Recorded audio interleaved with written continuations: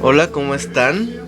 Ya por fin llegó el día prometido en el que vamos a ver el tema de diabetes mellitus. Espero que les guste y que les ayude mucho en la formación médica que están teniendo o en cualquier carrera que tenga que ver con ciencias de la salud, pero principalmente quiero enfocarme a todos esos pacientes que tienen dudas. Así que si tienen algún familiar, amigo o conocido con diabetes, sería bueno que vea el video para que conozca bastante de su enfermedad, ¿no? Por lo menos qué hacer y qué no debe hacer, qué cuidados debe tener y cuáles son exagerados a veces por los médicos o los mitos o rumores que hay acerca de esto. Bueno, vamos a empezar. Tenemos de fondo una música bastante agradable que a mí en lo personal me gusta muchísimo. Así que bueno, vamos a empezar. Primero, ¿qué es la diabetes? La diabetes viene del griego sifón o a través de. Ok, es algo que fluye a través de. Y mellitus viene de miel o de dulce, también del antiguo griego. Ok. Esto es importante porque nos da la definición de que diabetes mellitus es un flujo que va a través de y que tiene un sabor a miel o que es dulce, ¿no? Y esto viene porque los antiguos griegos hacían los diagnósticos de diabetes probando la orina, ya que ellos no tenían ningún método de cuantificación de glucosa en plasma, en orina o algo parecido, ¿verdad? Entonces, vamos a empezar primero con la definición de la diabetes mellitus.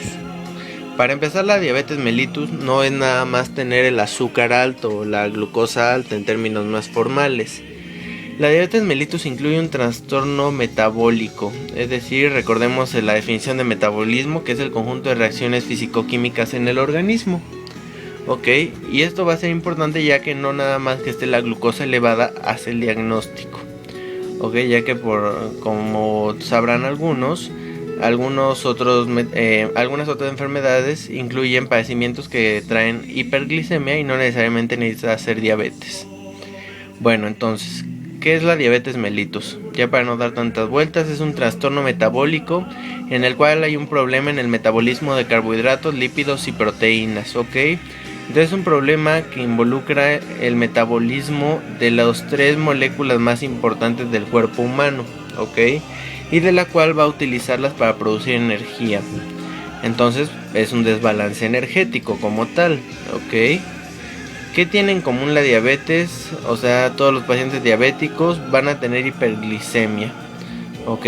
Es decir, todos los pacientes diabéticos presentarán hiperglicemia en algún momento, pero no todos los hiperglicémicos tienen diabetes. Esto es el punto más importante que quiero que quede ahorita, ¿ok? Van a ir entendiendo más a detalle a qué me refiero. Para empezar, ¿cómo clasificamos la diabetes? La diabetes la vamos a clasificar en diabetes mellitus tipo 1 y diabetes mellitus tipo 2. Y alguna otra clasificación que se hizo en la que se incluyen otros tipos, que es la gestacional, la MODY y las monogénicas. Ok, que la MODY y las monogénicas se parecen un poco. Pero bueno, hablemos de la gestacional, ya que en todo el video no voy a hablar porque no es el tema importante. Pero bueno, la diabetes gestacional es aquella que presenta a la mujer niveles de hiperglicemia durante la semana 24 a 28 y que antes no estaba enferma de diabetes, por lo cual se le da tratamiento con insulina durante este periodo, en la cual lo va a valorar el ginecólogo o el endocrinólogo en su caso, y va a hacer la dosificación de insulina necesaria y después se puede llegar a quitar, ¿ok? Vamos a hablar de detalle de la diabetes tipo 1, de la tipo 2, algunas menciones sobre la MODY, porque no es tan común la enfermedad, la verdad, entonces no es tan importante que se sepa mucho, solamente que existe y que ahorita vamos a hablar de ella, no se desesperen. Bueno, para empezar, la epidemiología. La diabetes es una enfermedad muy peligrosa, ok, si no se cuida, porque si se cuida no es de mal pronóstico, ok, y esto es muy importante que quede claro. ¿Por qué? Porque a muchos pacientes les hacen el diagnóstico de diabetes y ya sienten que están muriendo o que la vida va a terminar, ¿no? ¿Por qué? Porque antes se tenía mucho miedo a la diabetes, pero hay muchas cosas que involucran ahí. Por ejemplo, que antes estaban desinformados, que antes no había tanta difusión sobre los métodos de tamizaje para la diabetes. Entonces era una enfermedad que muchas veces se diagnosticaba ya que había una falla renal súper importante. Pero si nosotros empezamos a cuidarnos y le recomendamos al paciente cuándo vigilarse de manera correcta, vamos a prevenir muchas de las complicaciones, como veremos más adelante, ¿ok? Bueno, vemos aquí que la diabetes ha aumentado en prevalencia en una cantidad súper importante. En 1985 a nivel global había 30 millones de casos. Y ahora, bueno, hace 4 años, en el 2010, se hizo la cuenta y hay 285 millones de casos. Y esto es bastante preocupante, ya que algo está pasando con la población, con su alimentación, con su forma de vida, que están aumentando los casos de manera impresionante. Y se espera que en el 2030 haya 438 millones de casos. Es decir, si lo pensamos, es posible que los casos se dupliquen. Ok, además, como sabemos, la tendencia demográfica indica que en un futuro va a haber muchos más adultos mayores que jóvenes. Ok, esto es bastante importante, ya que hay que tener mucho cuidado e intentar evitar que esta prevalencia llegue en el 2030, 2050, 2100, etcétera. Ok, no hay que alarmarnos tanto, pero sí hay que preocuparnos. Ok. Ahora, 9 de cada 10 casos de diabetes mellitus es por diabetes tipo 2, es decir, solamente 1 de cada 10 pacientes tiene diabetes 1, y mucho menos la prevalencia en diabetes tipo MODY o diabetes monogénica, de las cuales hablaremos un poquito al rato, ¿ok? Vámonos con calma, ¿sí? Como decía un profesor, más vale... No solamente hay que entender, hay que aprender. Y esto es bastante importante, ya que puedo hablarles todo el video acerca de datos demográficos, de tratamiento, pero me gustaría que ustedes aprendieran y se interesaran más por esta enfermedad, que es bastante interesante y que no es tan fácil como la gente cree o como los médicos creen, que ya con darle insulina al paciente con eso basta, ¿no? Hay algo más, y eso es lo que quiero que ustedes se queden, que hay algo que hacer con la diabetes. No es una sentencia de muerte, no es una sentencia de mala calidad de vida, más bien hay que tener bastante cuidado y, como siempre, tener las precauciones necesarias, ¿ok? Y podemos llevarlo adelante. O sea, no porque les hayan hecho el diagnóstico de diabetes significa que ya las cosas van a salir mal, no, para nada, más bien es una señal de que hay que preocuparnos un poquito más por nuestra salud, y que si nos cuidamos bien, si mantenemos una buena dieta, hacemos ejercicio, vamos a llevar una buena calidad de vida, ¿verdad? Ahora, la prevalencia a nivel global va del 8 al 30% en algunos países, es decir, hay países donde casi 1 de cada 3 personas tienen diabetes, y esto es preocupante, ¿ok? Bueno, ahora, aquí tenemos otros más datos. Como yo soy de México, les voy a presentar epidemiología de México, así que esto va a ser rápido. 10 millones de mexicanos tienen diabetes actualmente, ¿ok? Es decir, aproximadamente 8 a 10% de la población. Conforme va aumentando la edad, va aumentando los casos de diabetes, ¿ok? Siendo esto que menores de 20 años solamente 2 de cada 1000, y en 65 años casi 1 de cada 4, ¿ok? Y esto hay que tener cuidado, ok. Sin embargo, ahorita más adelante vamos a ver que si el diagnóstico lo hacen después de los 65 años ya no va a haber tanto problema. Entonces es bastante interesante, porque vamos a entender que la diabetes es una enfermedad bastante dinámica y a la cual hay que entender para saber cómo tratar al paciente, ok. Es la causa de mayor mortalidad a nivel mundial, ok. Muchos dirán, no, es la enfermedad cardiovascular, estás inventando, que no sé qué. Y sí estoy inventando. No es cierto.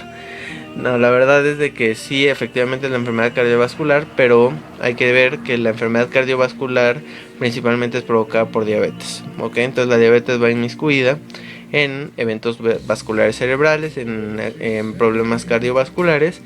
Entonces, como quien diría, la diabetes es arroz de todos los moles, ¿ok? Sigamos hablando de la diabetes, ¿ok? Los factores que intervienen para el desarrollo de diabetes son los siguientes. La edad. Entre más grande sea un paciente, como vimos, tiene mayor riesgo de tener diabetes, ¿ok? El peso también tiene gran relevancia. Se ha visto que pacientes con un índice de masa corporal mayor al de la población normal tienen problemas de desarrollo de diabetes. El sexo, aunque no lo crean, las mujeres actualmente ya presentan mayor casos de diabetes que los hombres. Una enfermedad que antes era más que nada de hombres, pero ahora se ha visto que las mujeres van aumentando la prevalencia. El origen étnico, también ahorita les voy a enseñar un mapa donde nos muestra que en los países occidentales hay una mayor cantidad de diabetes. La dieta, una dieta alta en grasas, una dieta alta en carbohidratos también nos va a llevar a diabetes al final de cuenta. También los factores genéticos, ok. Se habla de que si hay un familiar directo, es decir, padre, madre o hermano con diabetes, nosotros tenemos el 3% de riesgo de desarrollarla. En caso de que sean dos familiares, 10%, y así va aumentando el riesgo entre más familiares directos tengamos con diabetes, ok. Y el sedentarismo, la falta de actividad física también es un factor de riesgo para diabetes. Y bueno, vemos que la diabetes es una enfermedad multifactorial, es decir, si en un examen les preguntan, oye, ¿cuál es la causa de diabetes? Son muchas, ok. No hay una explicación que se haya encontrado que un gen está mutado. Esto principalmente en la diabetes tipo 2, porque vamos a ver un poquito más de detalle de la 1. La diabetes tipo 2 es una enfermedad totalmente multifactorial. De hecho la 1 también es multifactorial. Ahorita vamos a ver por qué. Y bueno, es importante que vean todos estos factores de riesgo, ¿ok? Ya que entre menos factores de riesgo tengamos, pues menos probabilidad de tener diabetes, ¿verdad? Ahora aquí en el mapa, como les decía, entre más oscuro es el país, más riesgo hay de diabetes. Vemos que los países occidentales como Canadá, Estados Unidos, México, parte de Latinoamérica tienen alta prevalencia en diabetes. A diferencia, por ejemplo, de países africanos, de China, por ejemplo, vemos que tampoco es tan alta la prevalencia. Ok, entonces ahora esto es la parte importante y en la cual me voy a detener un poquito, ya que la gente siempre se pregunta cuándo tengo diabetes y cuándo no. Ok, para empezar quiero decirles que la medición que se hace en los aparatitos que te pican el dedo y te sale la cuenta de glucosa, comúnmente llamados glucómetros, no son de gran fidelidad para el diagnóstico de diabetes, pero sí para su seguimiento. Entonces, para el diagnóstico de diabetes vamos a tener nada más 3 pruebas: la glucosa en ayuno, que es la FPG por sus siglas en inglés; la prueba oral de glucosa con 2 horas, ok, ahorita voy a explicarles un poquito más sobre esto; y la hemoglobina glicosilada, que hay un poquito de controversia, ok, ya que la hemoglobina glucosilada se usa más en algunos países para plantear objetivos de metas que se quieren tener con el paciente para seguimiento principalmente, ok. Entonces, bueno, vemos la primera columna que dice tolerancia normal a glucosa, ok. ¿Esto de qué habla? De que cuando el paciente tiene en una glucosa plasmática en ayuno menor de 100, significa que está bien, ok. Cuando a las 2 horas de una prueba oral con 75 gramos tiene menos de 140, también está bien. Y cuando tiene una hemoglobina glucosilada menor a 5.6%, también está bien. Nada, para recordar que la hemoglobina glicosilada nos marca la cantidad de glucosa que se une a hemoglobina dependiendo la cantidad de tiempo. Recordemos que la vida media de un eritrocito es de 120 días, así que esta prueba nos habla de más o menos cómo ha estado la glucosa en aproximadamente 120 días, ok, es decir, aproximadamente algunos 3 o 4 meses, ok. Ahora, la llamada prediabetes, que no es un término que a mí en lo personal me guste mucho, pero bueno, aquí la tabla lo marca. Pero bueno, yo quiero referirla como glucosa alterada en ayuno o tolerancia anormal a la glucosa o alteración de la tolerancia a glucosa o intolerancia a la glucosa también le llaman, ok. ¿Cuándo podemos decir que un paciente tiene intolerancia a la glucosa? Cuando se hace una prueba oral de 2 horas y su glucosa está entre 140 y 199, ok. O cuando la glucosa en ayunos, es decir, cuando se toma una glucosa en ayuno, se obtienen valores entre 100 y 125, ok. Y cuando la hemoglobina glucosilada está entre 5.7 y 6.4, ok. Ahora, ¿cuándo definimos que es diabetes? Y esto es la parte más importante de todas.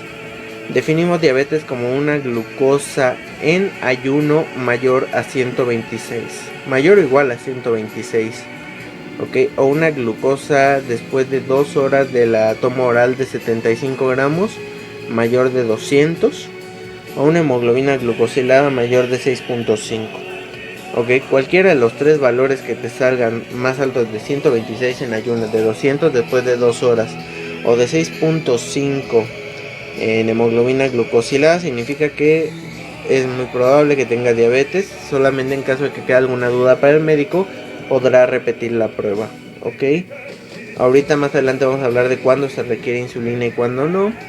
Ok, vamos a hablar sobre algunos mitos sobre esta. Pero bueno, si tienen que ver 3 veces el video para ver esta tabla, véanlo. O sea, siempre, nunca se queden con la duda de si tienen o no diabetes, ya que muchos médicos no lo dicen o le dicen, bueno, trae su glucosa un poquito alta, pero pues no es nada de importancia, cuando ya el diagnóstico es diabetes, ok.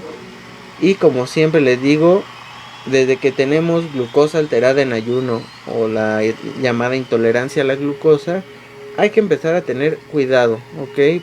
Por mí, si desde la glucosa normal tienen cuidado, van a estar perfectos y van a gozar de salud siempre, ok. Bueno, aquí nada más otra vez los criterios diagnósticos de diabetes mellitus. Tenemos que este es un punto especial, que si el paciente tiene síntomas de diabetes, por ejemplo las llamadas 4 P's, que es polidipsia, polifagia, poliuria y pérdida de peso. Para los que no conocen estos términos, polidipsia significa que toman mucha agua, poliuria significa que van muchas veces a hacer pipí, y polifagia significa que comen mucho, y bueno, la pérdida de peso, ¿no? También puede incluirse la visión borrosa en estos criterios de síntomas de diabetes. Entonces, cuando se tienen síntomas y en el consultorio se hace la toma de glucosa plasmática y se registra una cuenta mayor de 200, se hace el diagnóstico. O cuando la glucosa en ayuno es mayor de 126, cuando la hemoglobina glucosilada es mayor a 6.5, o cuando la glucosa en plasma después de 2 horas de 75 gramos de glucosa, que esa prueba se hace en el laboratorio y no es una prueba que se haga ni en casa ni en un lugar donde no se debe hacer, ya se puede hacer el diagnóstico de diabetes, ok.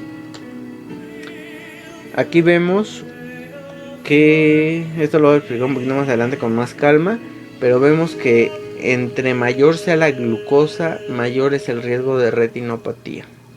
Ok, esto es importante, ya que entre menos nos cuidemos, más daño nos hacemos, ¿no? Suena un poquito lógico, suena un poquito cruel para aquellas personas que les gustan los pasteles, que les gustan los dulces, los chocolates, pero pues a veces hay que hacer sacrificios, ¿no? Así como a veces uno tiene que decir, bueno, tengo que pasar por la novia aunque viva a 2 horas de mi casa, pero bueno, vale la pena, ¿no? Así lo mismo, el paciente con diabetes tiene que pensar que el chocolate no es su amigo y que solamente lo puede ver una que otra vez al mes o al año, ¿ok? Ahora, como screening o tamizaje, esto es bien importante, ya que conozco personas que dicen, es que tuve un abuelo, un papá con diabetes y ahora me da pánico la diabetes, ¿no? Y yo siempre les he dicho, no se preocupen, aunque tengan 3 familiares con diabetes, no se necesita tomar la glucosa cada 2 días, porque además no lo hace significativo, ¿ok? Para empezar, ¿cuándo un paciente debe empezar a tomarse la glucosa? En pacientes con sobrepeso, obesidad y algún otro factor de riesgo, por ejemplo, dislipidemia, es decir, colesterol o triglicéridos altos, o que tenga hipertensión arterial o algún otro factor de riesgo de los que ya hablamos, se recomienda que la medición sea cada 3 años desde que tenga alguno de estos factores de riesgo. Es decir, si yo tengo 18 años, 20 años y ya tengo sobrepeso u obesidad, o ya tengo el colesterol en 300, ya es necesario que me tome la glucosa, no tengo que esperarme a más. Me toman la glucosa plasmática y si me dicen, ¿sabes qué? Tienes 80 de glucosa, no te preocupes, puedes regresar en 3 años y te la volvemos a medir, ¿ok? Sale, entonces ahora, en los pacientes sin factores de riesgo, es decir, una chava así guapa, ¿no? Que esté en su peso ideal, sin ninguna enfermedad ni nada, puede empezar las mediciones a los 30 años, al menos una vez cada 3 años, ¿ok? Y en caso de que tenga la glucosa en ayunas alterada, es decir, como quedamos en cuánto, 100 y 126, muy bien. Debe realizarse la prueba cada año, ok, esto es importante. Y como les recuerdo, no con un glucómetro, siempre hacerlo cuando ya esté en un laboratorio, ok. Es más, les digo, si no, ustedes no tienen diabetes, no se compren un glucómetro. Las farmacéuticas me van a matar, pero es la verdad. No necesitan comprarse un glucómetro hasta que tengan diabetes. Y ahorita vamos a ver que aunque tengan diabetes, no necesitan comprarse un glucómetro en todos los casos, ¿ok? Me quedé pensando en la chaguapa, perdón, no es cierto.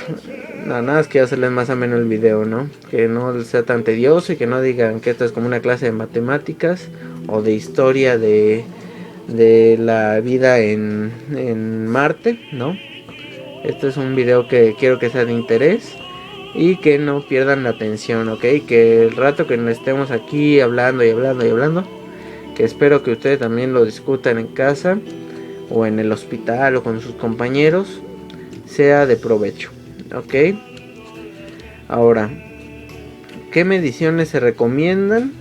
Como les dije, la hemoglobina glucosilada está en veremos. La prueba de tolerancia a glucosa en 2 horas es una prueba bastante utilizada a nivel global, o la prueba de glucosa plasmática en ayunas, ¿ok? Es decir, que les piquen una vena, no el dedito nada más. Bueno, continuando, si a veces creen que corto el video, no es por gusto, es porque necesito un poquito de agua porque se me seca la boca hablando tanto. Debería hablar menos, ¿verdad? Pero bueno, vamos a hablar de la insulina ahora. La insulina es una hormona de origen proteico, es decir, está formada por aminoácidos, ok. Es una proteína polipeptídica, es decir, está compuesto por muchos aminoácidos, muchos, bueno, no tantos la verdad, hay proteínas mucho más grandes, pero que es sintetizada como una prohormona. ¿A qué me refiero esto? A que la cadena inicial tiene que sufrir modificaciones hasta convertirse en insulina. Ok, aquí no estoy en medicina, esto tal vez le parezca un poquito tedioso, pero bueno, a veces tenemos que hacer sacrificios en la vida y aunque no entiendan tanto, por lo menos van a escuchar bastantes términos que en la vida van a escuchar, como insulina, péptido C y algunas otras cosas, de las cuales les pueden servir, y si quieren informarse más pueden buscarlo en otros links. Ok, ahora la insulina. Ahí vemos que la insulina es producida como una preproinsulina, que es la cadena más grande. Vemos que la parte morada es el péptido señal.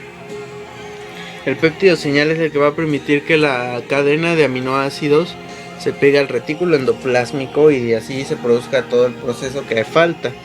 O sea, que siga modificándose la hormona. Bueno, entonces ya que se liberó el péptido señal, la preproinsulina se vuelve proinsulina. Y la proinsulina se va a volver insulina con la liberación del péptido C. Y se forman las dos cadenitas de insulina. Ok. El péptido C es producido a la misma cantidad que la insulina. Ok. Entonces es un buen estimador de la cantidad de insulina que se está produciendo en el cuerpo. Ahora, ¿cómo se produce la insulina? ¿Cuándo se indica que se secrete la insulina? Ok, vemos hasta la parte izquierda que la glucosa entra a través de un canal. Es un canal GLUT2 que se encuentra en el páncreas. Ok, y en el páncreas van a sufrir varias señalizaciones, de las cuales no voy a entrar en detalle. Nada más vean cómo la glucosa se vuelve piruvato por el proceso de glucólisis a nivel mitocondrial.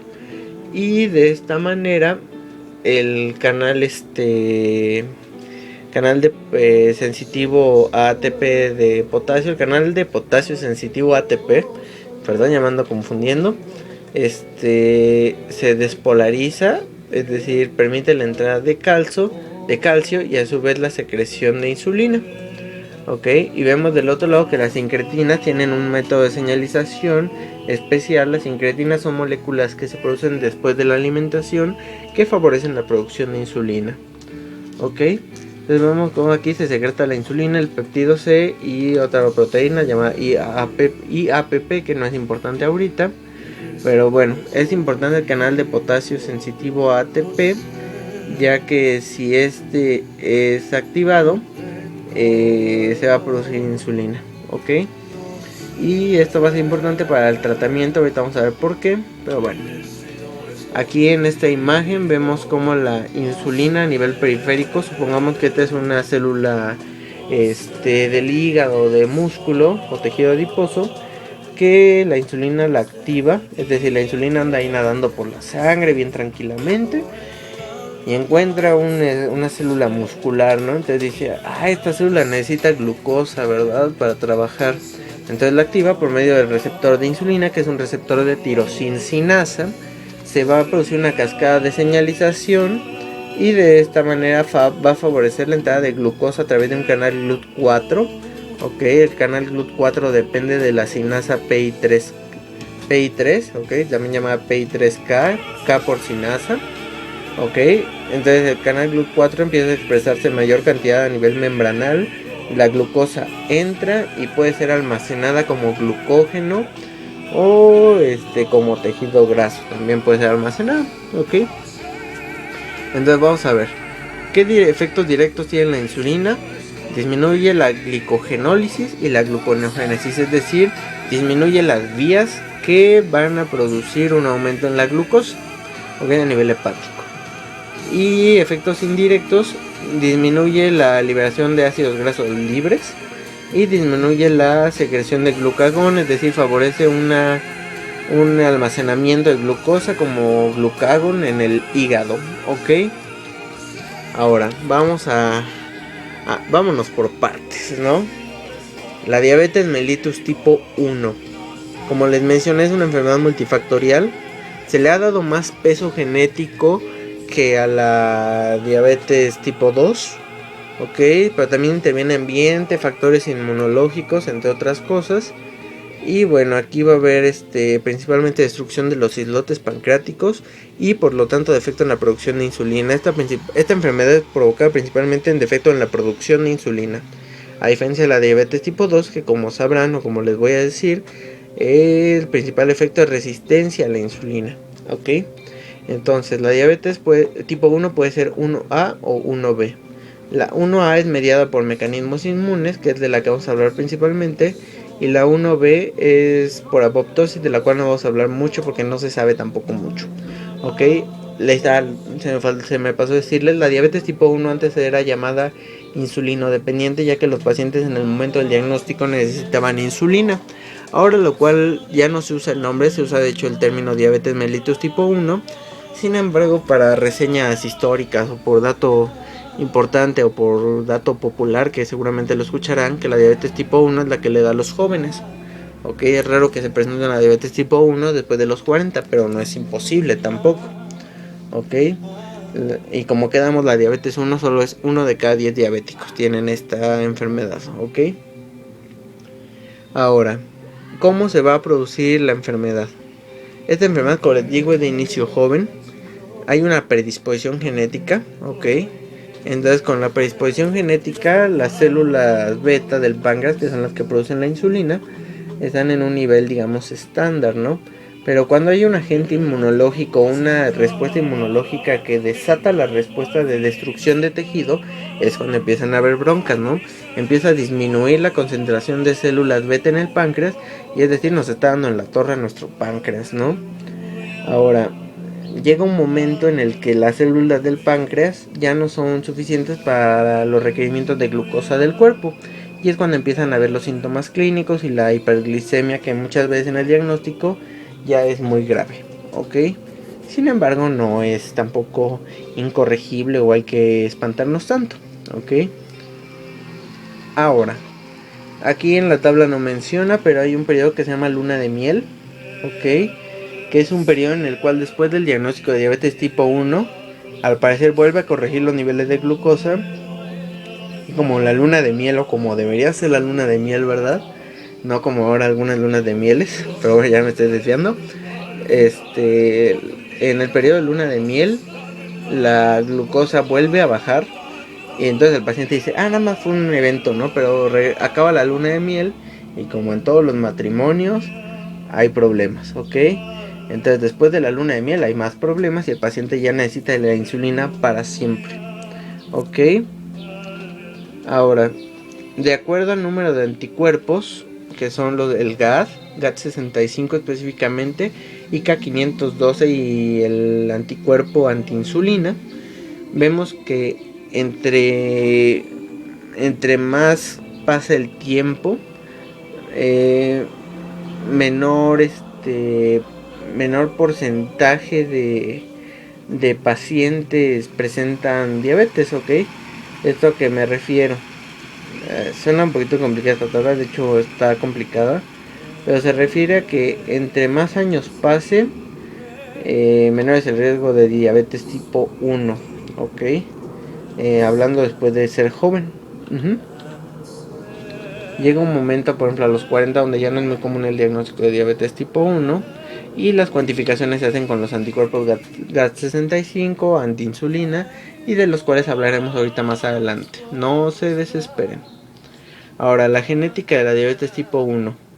La concordancia entre gemelos monocigóticos, es decir, si agarramos dos gemelos monocigóticos y uno tiene diabetes, lo que esperamos que el otro tenga es entre un 40 y un 60% de riesgo de también tener diabetes. Es decir, hay un 40 a 60% de que no la tenga, y aquí es donde interviene el ambiente, la forma de vida, entre otras cosas. ¿Ok? El gen de la diabetes mellitus tipo 1 está en el cromosoma 6, en el HLA-DR3-DR4 y DQA1, DQB1. Que esto no es tan importante que lo recuerden, pero es importante que sepan que tiene una asociación genética a la diabetes. ¿Ok? Ahora, la fisiopatología de la diabetes tipo 1.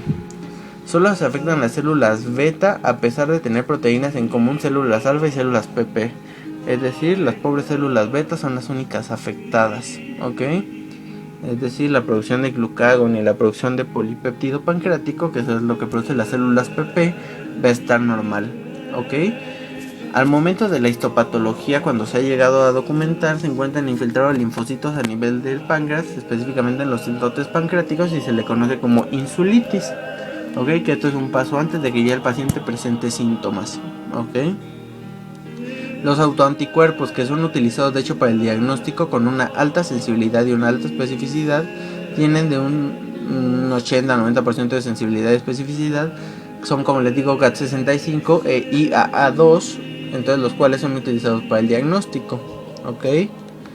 Y bueno, el principal infiltrado de linfocitos va a ser por linfocitos T citotóxicos, ¿ok? Ahora, patógenos asociados. Como les dije, ¿se acuerdan la tabla de la gráfica anterior donde les dije que había un problema inmunológico que desataba la respuesta? Pues se han encontrado que al parecer estos dos virus podrían tener algo que ver. Uno de ellos es la rubiola, que pertenece a la familia de los togavirus, ¿ok? Que si es congénito se ha asociado a diabetes tipo 1. O el virus Coxsackie, que puede provocar desde una faringitis muy ligera hasta problemas muy serios en algunas personas. Sin embargo, no es tan común, así que no se me espanten. Sin embargo, como les digo, esto está en mucha duda. O sea, se han encontrado que algunos antígenos que reconocen los anticuerpos anticélulas beta pancreáticas se parecen a rubiola. Ok, es como si, por ejemplo, en un partido de fútbol alguien del otro equipo se cambia nuestra playera y finge ser de nuestro equipo, pero realmente es del otro equipo. Entonces se la pasamos y nos provoca un desorden y hasta nos puede meter gol, ¿no? Es lo que pasa en la respuesta inmune, al parecer. Ok, de hecho no es la única enfermedad. Por ejemplo, en tiroiditis de Hashimoto también se han buscado, en enfermedad inflamatoria intestinal también se ha buscado. Y de hecho espero pronto subir algún video de hiper o hipotiroidismo, me gustaría. De hecho me está gustando mucho hacer este video, es de los videos que más he disfrutado hacer, y eso que todavía no acabo de grabar. Pero bueno, espero que a ustedes también les esté gustando y no hayan suspendido en el video en el minuto 2. Yo espero, ¿no? Bueno, si están escuchando esto yo creo que no lo quitaron, ¿no? A menos que alguien les platique. Pero bueno, sigamos, no los entretengo tanto, ya que yo sé que su tiempo es súper valioso y bueno, este video lo están viendo por información. Ok, ahora la fisiopatología de la diabetes tipo 2.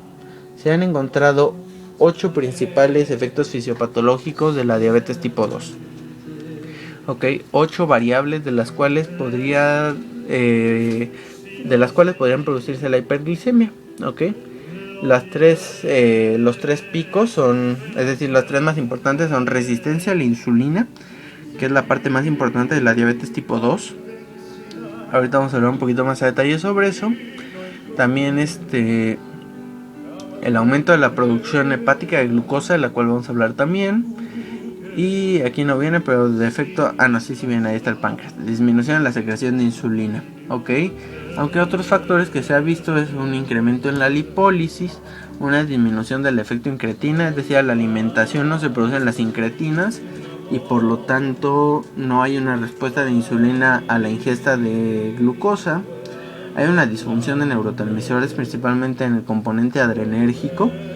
Hay un incremento en la secreción de glucagón, un incremento en la reabsorción de glucosa. Esto es bien importante y de las últimas investigaciones que se han realizado, ya que se ha visto que en el riñón lo que sucede es de que normalmente nosotros excretamos una cantidad regular de glucosa, ¿ok? La insulina es la que regula cuánta glucosa se reabsorbe a nivel renal por medio del canal SGLT2, ¿ok? Y ante una disminución en la producción de insulina, estos canales se regulan a la alta y se reabsorbe más glucosa, ¿no? Parece que el cuerpo se mete el pie del solo y dice, no, yo me quedo con la glucosa que produzco, ¿no? Y bueno, vamos a hablar de la resistencia a la insulina. La insulina, sus principales objetivos o targets en inglés, es el tejido adiposo, el músculo y el hígado. En la resistencia a la insulina se evita que la insulina actúe en las células blanco, es decir, se produce insulina pero esta no actúa en las células que debería actuar, ¿no? Entonces hay un problema. Entonces, ¿qué es lo que pasa? Se empieza a producir más insulina, entonces el cuerpo dice, no respondes, pues te echo más, ¿no? Esto es antes de que se produzca la diabetes como tal, el estado de hiperinsulinismo, ¿ok? Entonces los receptores a la insulina del músculo están disminuidos por el aparente hiperinsulinismo, ¿ok? Llega un momento donde el páncreas se cansa y dice, pues saben que hagan lo que quieran, yo dejo de producir insulina y quédate con tu diabetes, ¿no? También al parecer podría haber un defecto en la sinasa PI3, ¿se acuerdan de las que les hablé hace rato que señalizaba para GLUT4? Podría haber un defecto ahí también, pero no se conoce bien. Imagínense una enfermedad tan común como la diabetes que no se conoce bien, ¿ok? Ahora también hay una afectación en la beta oxidación, ¿ok? Por el mismo hiperinsulinismo. Y de hecho vamos a ver que ante un aumento del glucagón, la beta oxidación aumenta y esta es la base fisiopatológica de la cetoacidosis diabética, ¿ok? Ahora aquí vemos que entre mayor sea el área intraabdominal de grasa, menor es la sensibilidad a la insulina. Es por esto que la obesidad central, es decir, la pancita chelera llamada comúnmente, nos disminuye la sensibilidad a la insulina y nos predispone a diabetes, ¿ok?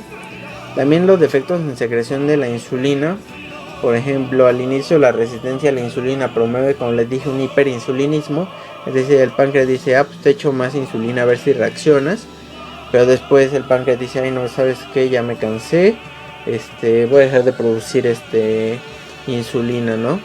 Y de hecho se ha visto que podría ser un defecto en la conversión de proinsulina a insulina, porque los niveles de proinsulina aumentan en la diabetes, ¿no? Entonces esto no se sabe bien. Y el número de células beta no se reduce a cero, como por ejemplo en la diabetes tipo 1. Pero en la diabetes tipo 2 el número de células llega hasta en un 50, por lo tanto hay defectos en la secreción y producción de glucosa. Ahora, la hiperinsulinemia llega un momento en el que no puede detener la gluconeogénesis hepática, ¿ok? Entonces esta empieza a aumentar y es cuando se registran los niveles de hiperglicemia, y la hiperglicemia es la que provoca los síntomas, ¿no? Entonces pues esto es un caminito que nos lleva a la hiperglicemia, ¿ok? También, como les dije, hay aumento en la producción de ácidos libres, que aumenta la producción de glucosa hepática también por mecanismos bioquímicos específicos, ¿ok? Ahora, para nada, que no digan que les miento y que no les voy a hablar de la diabetes tipo MODY o las diabetes tipo monogénicas, se han encontrado dos variantes de esta. No es muy común, así que no es necesario que se lo aprendan, o que si usted tiene diabetes tipo 1 o tipo 2, conozca esto, ¿ok? Pero hay dos formas monogénicas, que son la forma de resistencia y la forma de defecto en la secreción, Ok, la resistencia hay varios tipos, por ejemplo la resistencia a la insulina tipo A, el eprecaunismo, el síndrome de Rabson-Mendenhall, la diabetes lipotrófica en la que los niños se ven como si estuvieran muy fuertes, pero realmente es porque hay ausencia de grasa por la liberación de ácidos grasos libres al organismo, y por lo tanto lo que se ven son los músculos, ¿no? Por la deficiencia de tejido adiposo. Y defectos en la secreción de insulina, por ejemplo en la diabetes tipo MODY, ok, por ejemplo en los genes HNF4 alfa, glucosinasa, HNF1 alfa, etc, etc, que también van a provocar un defecto en la secreción de insulina, ok. Y bueno, para seguir con el manejo de paciente con diabetes, quiero hablarles de 3 estudios, ok. El primero es el DCCT, el segundo es el UKPDS y el tercero es el estudio ACCORD. El primero, el DCCT, utilizó a pacientes con diabetes mellitus tipo 1, a los cuales en un grupo experimental se les hizo un manejo intensivo de los niveles glicémicos, y al segundo se le hizo un tratamiento más conservador y mayoritariamente con dieta y ejercicio, y lo cual se vio que en el grupo con los manejos más intensivos disminuyeron las complicaciones microvasculares a lo largo de un tiempo, y las complicaciones macrovasculares sin embargo no corrigieron. Al rato vamos a ver un poquito más acerca de las complicaciones, pero bueno, es importante que sepan esto. En el estudio UKPDS se utilizaron pacientes con diabetes mellitus tipo 2 y se observaron resultados similares, es decir, que en el grupo experimental con el manejo intensivo había menos complicaciones microvasculares, más no macrovasculares, ¿ok? Es decir, si cuidamos bien los niveles glicémicos de nuestro paciente con diabetes mellitus, es probable que disminuyamos la prevalencia de complicaciones microvasculares. Sin embargo, las macrovasculares no corrigen de la misma manera. Ok, ahora en lo que respecta al estudio ACCORD, aquí se hace un poquito de contradicción, ya que el control muy intensivo de la glucosa, es decir, administrando insulina a dosis que tal vez son sobreestimadas, se vio que los pacientes desarrollaban hipoglicemia en repetidas ocasiones, y esto aumentaba hasta 22% el riesgo cardiovascular. Se ha intentado estudiar por qué pasó esto y se ha llegado a la conclusión que muy probablemente tenga que ver con que en la hipoglicemia hay una respuesta de tipo adrenérgica, y conforme va aumentando las veces que hay hipoglicemia, ya no se lleva a cabo la misma respuesta, es decir, se hace como una tolerancia a la hipoglicemia, y entonces el paciente no corrige bradicardias que son provocadas por la hipoglicemia, ¿ok?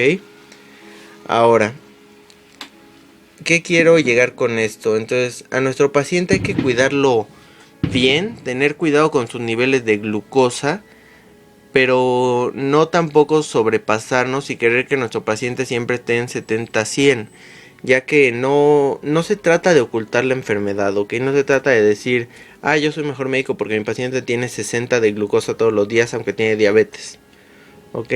No, hay que individualizar cada paciente y darle la cantidad de tratamiento necesario que requiere, ¿ok? Y esto va a mejorar a largo plazo las complicaciones microvasculares, pero las macrovasculares no. Pero después, ahorita en unas cuantas diapositivas, voy a explicarles cómo se manejan las complicaciones macrovasculares, así que no se preocupen, también hay una solución para esto. Ahora, con lo que respecta al manejo del paciente diabético en el cálculo de los niveles de glucosa, todos los pacientes deben tener al menos una hemoglobina glicosilada menor de 7. Esto lo marca la ADA, ¿ok? La American Diabetes Association, ¿ok? Y hay que tener cuidado con esto, ¿ok? Ya que uno se hace la pregunta, ¿es cierto que todos mis pacientes con diabetes deben tener hemoglobina glucosilada menor de 7? Y aquí es donde entra el gran debate, ya que los últimos estudios indican que es mejor individualizar, siempre individualizar, y quiero hacer énfasis en que cada paciente es diferente y cada paciente hay que tratarlo de una manera diferente, ¿ok? No vamos a manejar las mismas metas para todos, ya que un paciente de 80 años al que se le hace el diagnóstico de diabetes muy probablemente ya no tenga tiempo para hacer las complicaciones, entonces no necesita tener una hemoglobina glucosilada menor de 7. puede estar con una hemoglobina glucosilada de 8 y vivir tranquilamente, y un poquito siendo más permisivos en su dieta, ok, o en los ejercicios que debe realizar. Asimismo, un paciente con 30 años, 40 años que se le hace el diagnóstico de diabetes, pues aún tiene 40, 50 años para desarrollar complicaciones, ok. Y es por esto que a los pacientes jóvenes que se les hace el diagnóstico de diabetes, siempre hay que ser más cuidadosos con ellos, más estrictos, buscar unas metas más altas, hasta pongan ustedes que no una hemoglobina glucosilada de 7, sino de 6.5, es decir, ser más estrictos con ellos, ok. Ahora, si no se toma hemoglobina glucosilada, la meta que marca la ADA para glucosa en ayuno es menor de 130, pero como les digo, esto es también dependiendo de nuestro paciente, ok. Y también recomiendan glucosa postprandial menor de 180, pero aunque sea redundante, siempre hay que individualizar al paciente y ver cuánto tiempo tiene para hacer complicaciones y que también tiene eficacia el tratamiento, cuánto ejercicio realiza, ok. Ahora, vámonos ya hacia el tratamiento, ok. Aquí quiero que sepan que el tratamiento se divide en dos: en el tratamiento no farmacológico y en el farmacológico, ok. Para empezar, el tratamiento no farmacológico incluye la dieta y el ejercicio, es decir, las modificaciones en el estilo de vida. La dieta del diabético debe ser diferente a la de mi paciente no diabético. La respuesta es no. El diabético debe tener la misma dieta de una persona normal, una persona sana, pero no por esto significa que la persona sana puede comer toda la glucosa o los lípidos que quiera, ¿ok? Es decir, la dieta del diabético debe ser la de una persona sana que lleva una buena alimentación. Es decir, esta dieta que les voy a decir es la que deberían llevar todos, o la que deberíamos más bien llevar todos, ¿verdad? Pero muchas veces no pasa así. Es decir, vamos a ver. Del 100% de nuestra dieta, el 50% debe ser conformada por carbohidratos, ¿ok? Recordemos que los carbohidratos se dividen en monosacáridos, disacáridos y polisacáridos, ¿ok? Los monosacáridos y disacáridos son llamados azúcares simples, y los polisacáridos son azúcares complejas, ya que requieren de más proceso para su degradación, siendo los más importantes el almidón, el glucógeno y la celulosa, pero la celulosa nosotros no la digerimos, ok. Entonces los más importantes polisacáridos son el glucagón y ¿cuál glucagón? El glucógeno, no me hagan caso, es el glucógeno, ok. El glucógeno y el almidón, ok. Ya andaba despistado también yo, pero no, es glucógeno. El glucógeno que podemos encontrarlo en carnes, en algunos lácteos se puede llegar a encontrar glucógeno. El almidón que se encuentra principalmente en vegetales, ok. Entonces 10% del 50% de carbohidratos deben ser azúcares simples, es decir, azúcar de sobre, fruta. Incluso muchas veces los médicos recomiendan fruta a los pacientes diabéticos. Sin embargo, hay que tener muchísimo cuidado cuando se usa fruta, ya que la fruta se degrada rápidamente, entonces puede provocar una hiperglicemia de golpe. Entonces el 40%, es decir, la mayor parte del azúcar que se coma deben ser azúcares complejos, por ejemplo, pastas, cereales, trigo, ok.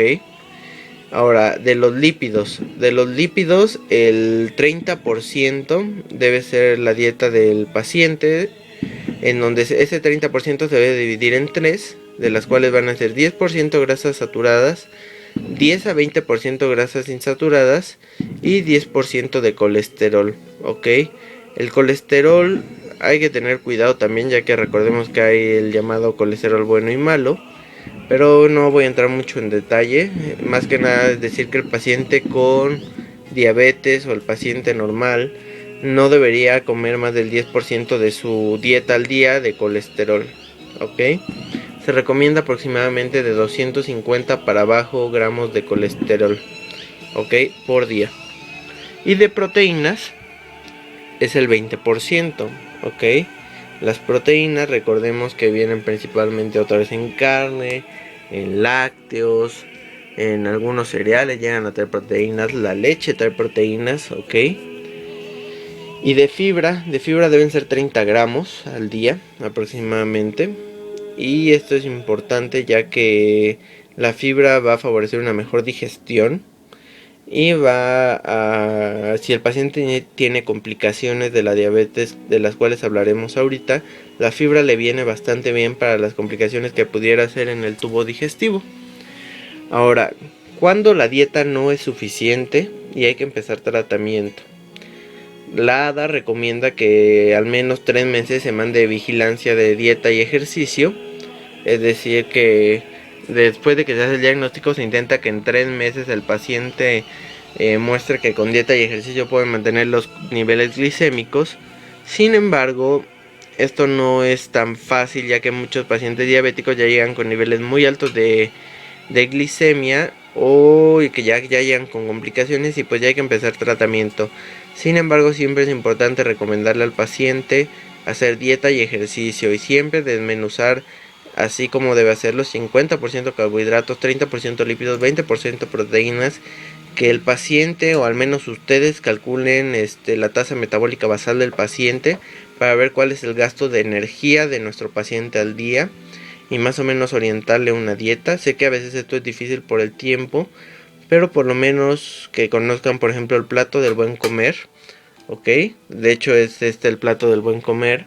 Se recomienda que cada vez que el paciente coma tenga al menos una comida del color verde, una de la naranja y una del rojo. Pero favoreciendo más siempre a la verde y menos del rojo, ¿ok? Y esto es lo importante acerca de la dieta. Ahora, ejercicio. En el ejercicio, ¿cuánto ejercicio debo hacer? ¿Qué tipo? ¿Qué tan intenso? ¿Qué cuidados debo tener? ¿Qué pasa si hago de más? ¿Ok? Esto es bien importante, ya que muchas veces el médico no explica bien al paciente qué tipo de ejercicio debe llevar. Pero por eso les digo, este video puede servirle a mucha gente que tal vez su médico no tiene el tiempo o se le olvidó preguntarle a su médico qué ejercicio hacer. Pero bueno, ¿cuánto ejercicio? Lo recomendado es de que al día se haga media hora, al menos 5 días de la semana, es decir, 150 minutos de ejercicio a la semana, ¿ok? Lo importante aquí es, no se vale que por ejemplo el fin de semana digan, pues en la semana no hice nada y entonces el fin de semana voy a hacer mis 150 minutos de ejercicio. Eso no sirve de nada, ¿ok? Lo que sirve es hacer ejercicio constantemente y siempre llevar una rutina, ¿ok? Y de esta manera se puede mejorar los niveles glicémicos, ya que el ejercicio va a mejorar la sensibilidad a la insulina a nivel muscular, ¿ok? Ahora, ¿qué tipo de ejercicio? El ejercicio que más se recomienda es el ejercicio aeróbico.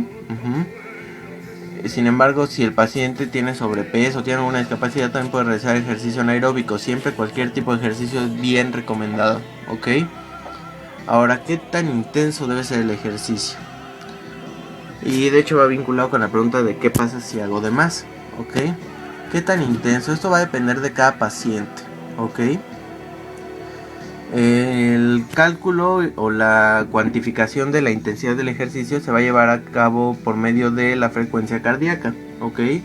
Por ejemplo, suponiendo que una persona pesa 70 kilos y tiene 40 años, el cálculo se hace restando 220 menos la edad y a ese número que salió se le saca un 60 o 70%.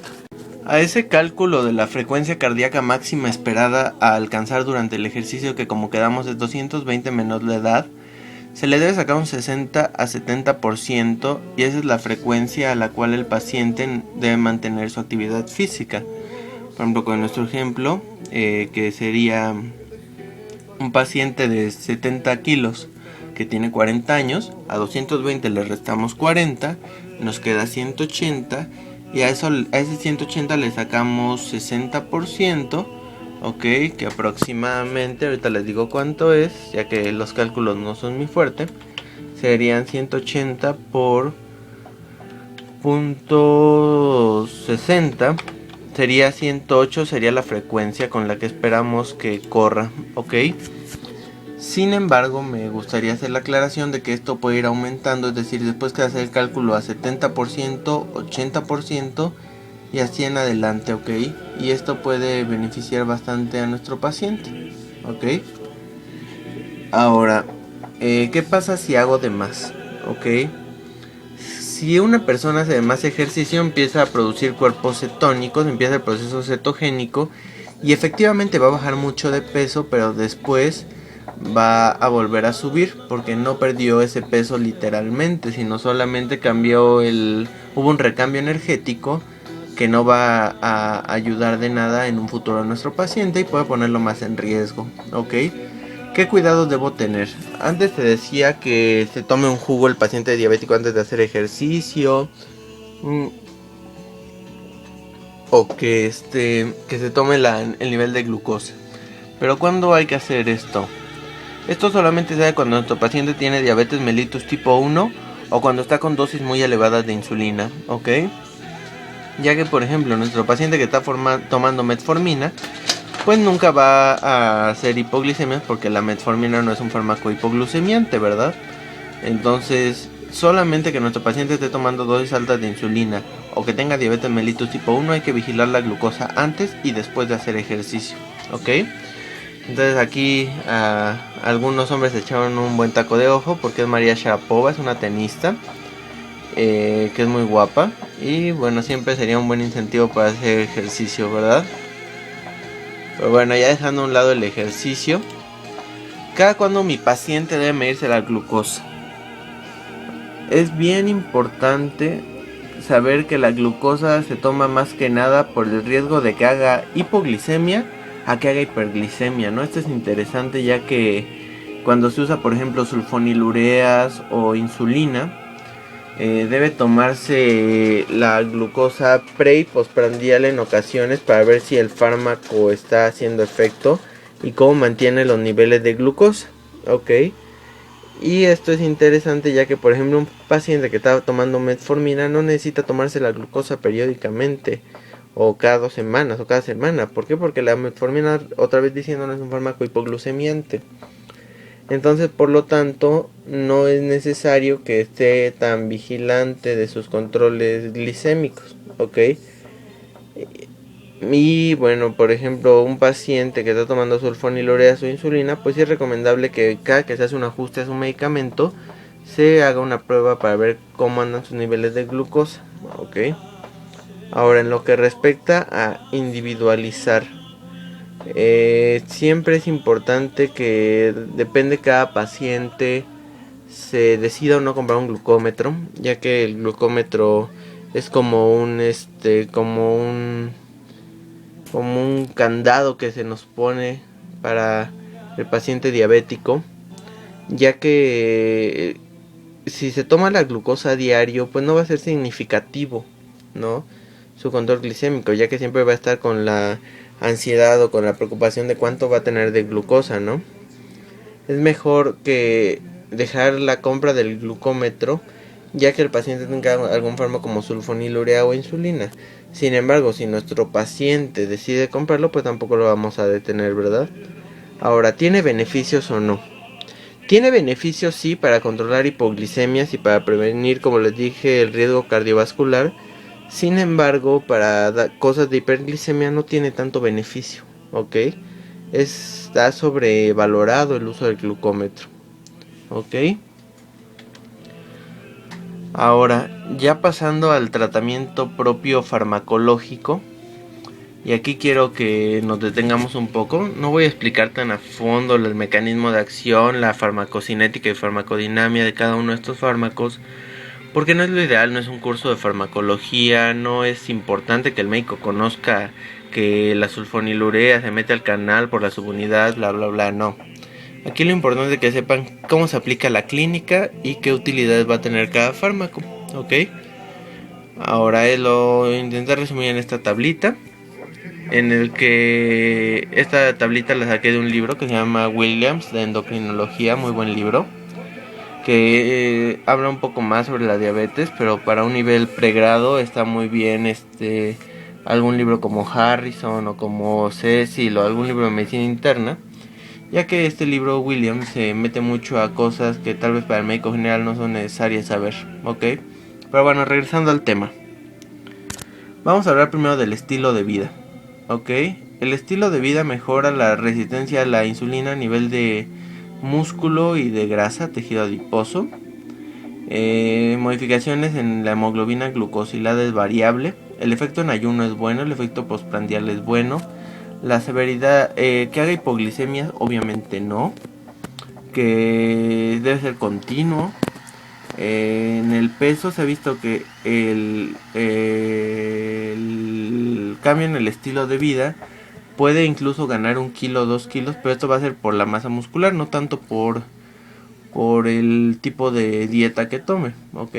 El efecto de la insulina es variable, en el LDL es bajo, en el HDL es bajo, sin embargo si hay cambio en el HDL. En triglicéridos hay una disminución de triglicéridos que no es tan grande. Problemas comunes, puede haber lesiones, ok, esto es raro, la verdad. No hay ninguna contraindicación, nada más tener cuidado, por ejemplo, si eres diabético tipo 1, siempre tomarse la glucosa antes de hacer ejercicio. Y el costo pues es bastante variable, ok, depende de la dieta que se quiera llevar. Bueno, continuando con las insulinas tienen efecto obviamente no biológico, es un medicamento exógeno que se administra y sirve como suplemento a las células beta. Y bueno, si va a mejorar la hemoglobina glucosilada de 1 a 2%, lo va a disminuir. Sobre el ayuno tiene un efecto excelente, al igual que en efecto postprandial. Hacen hipoglicemia, sí, este es su principal efecto adverso. Su dosis va a depender de cada paciente. Ahorita vamos a ver cómo se administra la glucosa al paciente, cómo se dosifica la insulina. Ok. Sobre el peso, sí, hay una ganancia de peso aproximadamente de 2 a 3 kilos. Hay un aumento en la actividad de insulina. Hay una disminución del LDL, no hay efecto sobre el HDL, hay una disminución de los triglicéridos. El problema principal, como les digo, es la hipoglicemia y la ganancia de peso. No hay contraindicaciones y el costo pues varía de qué insulina se utilice. Hay insulinas baratas e insulinas bastante caras. Ok, la dosis máxima es de 1 a 2 unidades por kilo al día. Sin embargo, ahorita vamos a ver que la dosis generalmente se recomienda que se empiece en 0.5 o 0.4. Ok. Ahora, las sulfonilureas. Las sulfonilureas van a tener efecto sobre las células beta, ¿ok? Sobre el canal SUR1 de sulfonilureas. Y va a permitir que haya una mayor producción de insulina. Es del grupo de los secretagogos de insulina. Va a mejorar los niveles de hemoglobina glucosilada en 1 o 2%. Va a tener buen efecto sobre el ayuno, sobre el postprandial. Puede causar hipoglicemia, se administra 1 a 2 veces al día. Hay una ganancia de peso también por el mismo mecanismo de acción que la insulina. Hay un incremento en la producción de insulina. No tiene efectos sobre el nivel de los lípidos. Efectos comunes, efectos adversos comunes, hipoglicemia y ganancia de peso. Alergia a las sulfonilureas es una contraindicación y el precio generalmente es barato, no es tan caro. Ahora, con la metformina, el medicamento más utilizado y con el que todo el mundo recomienda que se empiece, y para mí es lo más correcto empezar siempre con metformina, ya que la metformina tiene un efecto a nivel de hígado, a nivel hepático. Se ha dicho que activa la AMPK, que ayuda a mejorar la sensibilidad a la insulina a nivel muscular. No es un medicamento que requiera tanto control, ya que no causa hipoglicemia. Es un medicamento que disminuye la hemoglobina glucosilada en 1 a 2%. Tiene buen efecto en ayuno y postprandio.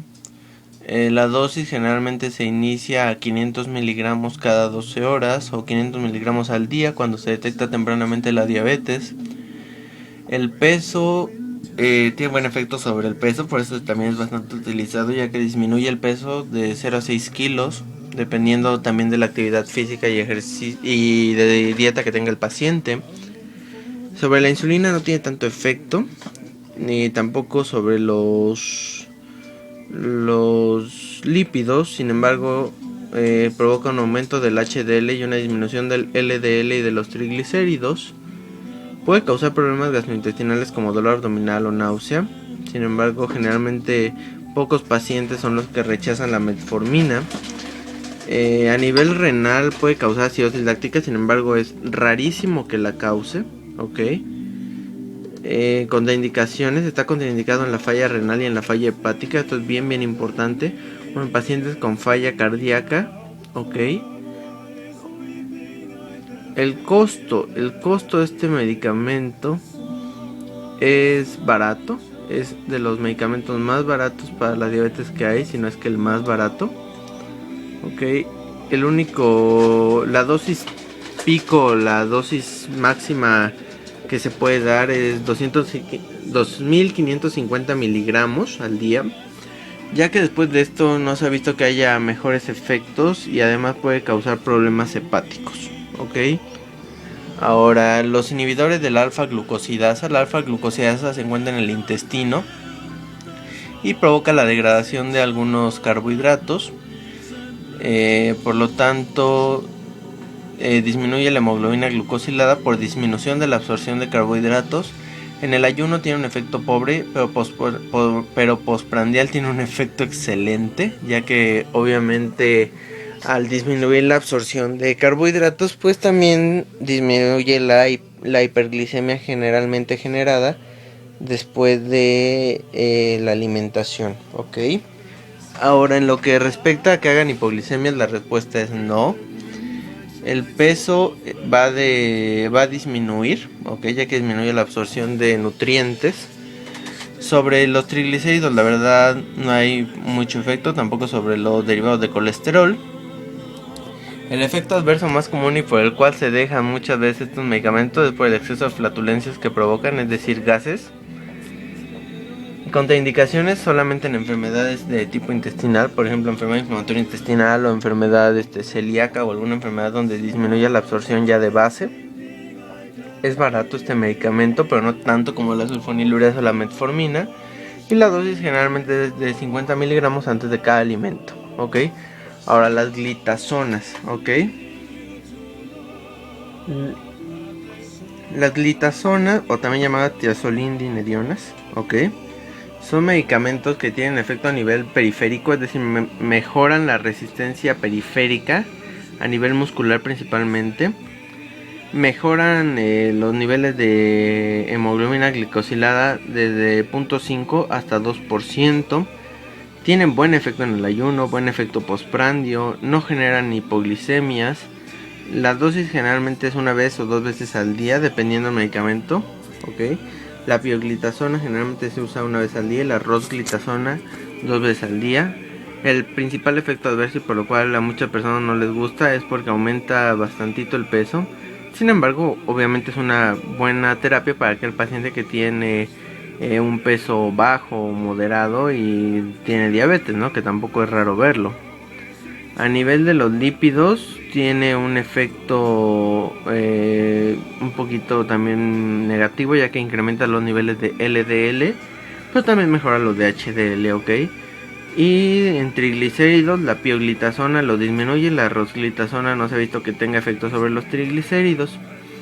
Entonces los principales problemas de este medicamento es que genera peso, provoca edema y puede llegar a provocar anemia, no se ha visto bien por qué.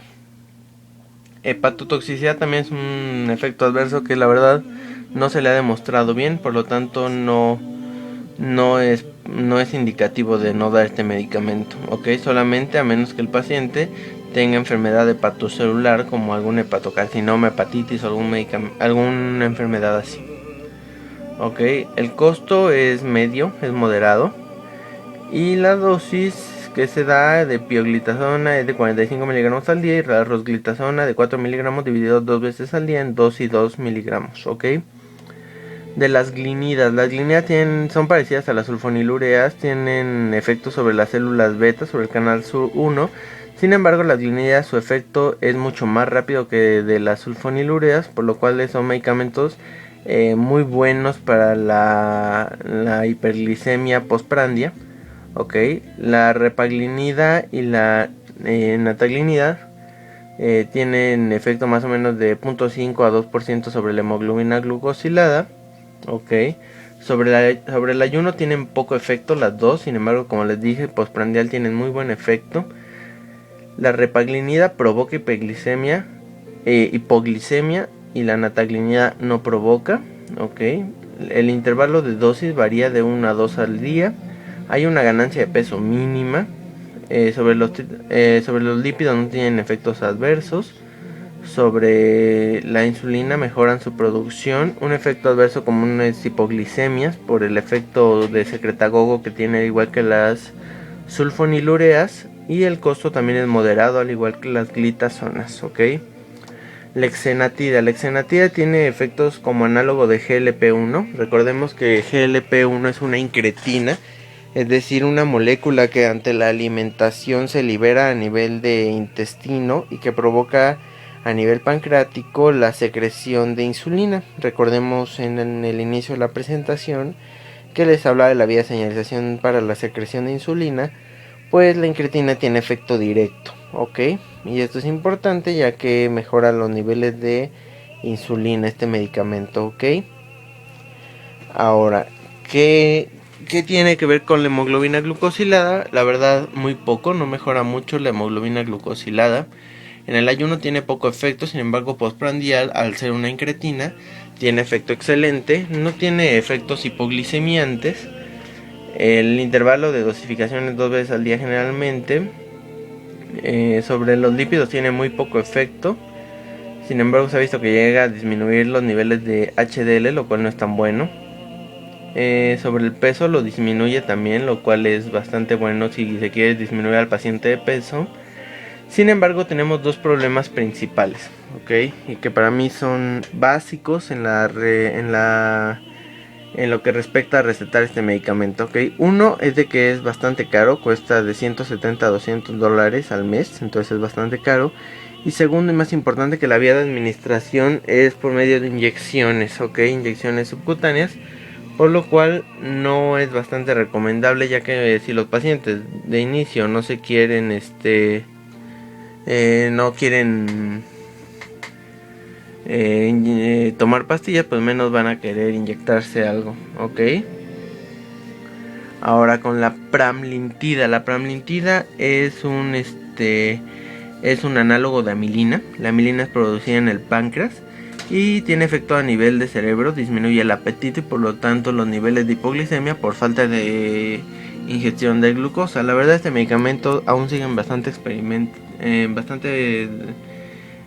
experimentos, pero la verdad yo no recomendaría que se usara. Es demasiado caro, 200 a 400 dólares al mes, y la verdad el efecto costo-beneficio no se ha visto mucho, ¿ok?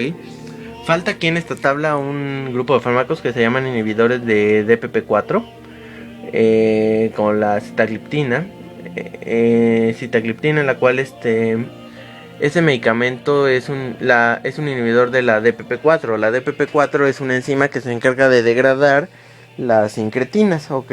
Entonces, al eliminar o bloquear a la enzima que inhibe a GLP y a HIP, que es el Glucose Insulinotropic Peptide, lo que va a provocar es de que estas moléculas tengan un mayor tiempo de vida media y provoquen un aumento en la producción de insulina. Estos fármacos son bastante interesantes, ya que se ha visto un efecto terapéutico bastante bueno si se combinan con metformina, ¿ok? Además, los inhibidores de DPP4 se pueden utilizar en pacientes que tienen falla renal, a diferencia, por ejemplo, de metformina y de algunos otros, ¿ok? También se pueden tratar en pacientes que tienen falla hepática. Entonces, ya que vimos todos los fármacos, que les intenté resumir un poco cómo actúa cada uno, de usted va a depender qué medicamentos van a utilizar como médicos, ¿ok? Dependiendo del estado de nuestro paciente, y siempre tomando en cuenta el precio, siempre tomando en cuenta cómo el paciente se siente más cómodo de administrar su medicamento. Si el paciente dice, a mí no me importa y tengo el dinero de pagar un análogo de GLP-1, pues no importa, ¿verdad? Bueno, el paciente no va a decir que un análogo de GLP-1, pero sin embargo el paciente le va a decir, yo no tengo problemas con el costo de mi medicamento, sin embargo si me va a sentir bien y va a tener efecto sobre la disminución de mi peso como GLP-1 acompañado de metformina, pues la verdad es bastante recomendable, ¿ok? Y también es importante no combinar medicamentos que tienen un mismo efecto de acción, ya que no va a ser tan útil. Por ejemplo, un análogo de GLP-1 con un inhibidor de DPP-4, pues la verdad no tiene mucha utilidad, ¿ok?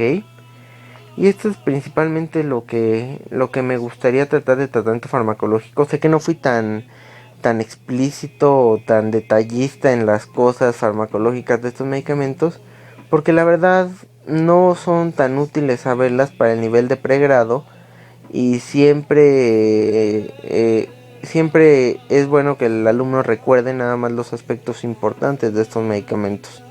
Ok, cuándo darlos, cuándo no darlos, qué efectos tienen sobre mi paciente, qué efectos tienen hiper o hipoglicemia como efecto adverso. Ok, y ahora vamos a hablar sobre las insulinas. Ok, siempre hay varias preguntas que uno se hace a lo largo de la vida, y conforme va aumentando en la carrera creo que van aumentando las preguntas. Y una de estas preguntas es: ¿cuándo debo empezar la insulina? Ok, siempre he dicho que como siempre hay que individualizar al paciente, y que dependiendo cada paciente vamos a utilizar la terapia que querramos, ¿ok? Si nuestro paciente es muy indisciplinado, no tiene los niveles de glucosa que nosotros esperamos, no mejoró a tratamiento con 2-3 medicamentos, la dieta y el ejercicio no ayudó mucho, pues siempre la insulina va a tener que entrar en algún momento, y es mejor que lo haga a pequeñas dosis desde el inicio, a que después tengamos que meterle 100 unidades de insulina al día, ¿no?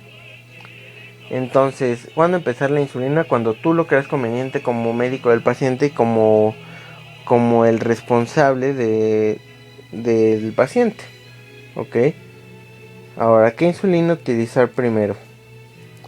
Siempre se utiliza de primera instancia una insulina que tenga larga duración por la noche, ¿ok? Puede ser una insulina NPH o una insulina glargina o otra insulina tipo ultralenta, para que tenga efecto durante todo el día, ¿ok? Después vamos a ver que conforme vaya avanzando el paciente, vamos a ver cómo vamos a modificar la dosificación de estas insulinas, ¿ok? ¿Qué tipos de insulina hay? Ok, los tipos de insulina que hay insulina ultra rápida, insulina rápida o regular, e insulina ultralenta. Ok, son los tres tipos principales de insulina que van a ver. Ok, hay algunos que citan insulinas intermedias, como como las cuales ahorita vamos a ver, pero pues la división es así como se las acabo de decir. Ok, ¿a qué dosis debo empezar? Depende. Primero depende qué diabetes tenga mi paciente. Si tiene diabetes 1, obviamente desde el diagnóstico va a tener que empezar con insulina. Generalmente en un paciente diabético tipo 1 la insulina se inicia a 0.1 o 0.2 miligramos por kilo, miligramos unidades por kilo. Y en un paciente con diabetes tipo 2 se recomienda empezar de 0.2 a 0.4 unidades internacionales por kilo, ¿ok? Y después ir subiendo, no dar más de 2 unidades de insulina por kilo, ¿ok? La producción de insulina al día normalmente en una persona sana es de 20 unidades por cada comida, ¿ok? Ahora, con lo que respecta a los parámetros farmacocinéticos, ¿ok? Aquí vemos que no dividen en este libro las insulinas como les dije, pero bueno, vamos a complementarlo con algunas ideas. Insulina de acción rápida o ultra rápida. Generalmente aquí en México se conocen como insulina de acción ultra rápida. Por ejemplo, la insulina Lispro, la insulina Aspart, ¿ok? La glulicina, que es un poquito más cara. Que estas generalmente se dan antes de cada comida, ¿ok? Por lo que vemos, tienen un efecto en muy poco tiempo. Tienen un efecto en 20-25 minutos. Tienen un pico a la hora y una duración de 3 a 4 horas, ¿ok? Después en México tenemos la insulina regular, ¿ok? Que ya entran dentro de las insulinas rápidas o regulares, aunque la clasificación vemos que se maneja un poquito diferente. Que tiene efecto de inicio entre media hora y una hora. Y tienen un pico de 2 a 4 horas y una duración de 6 a 8 horas, ¿ok?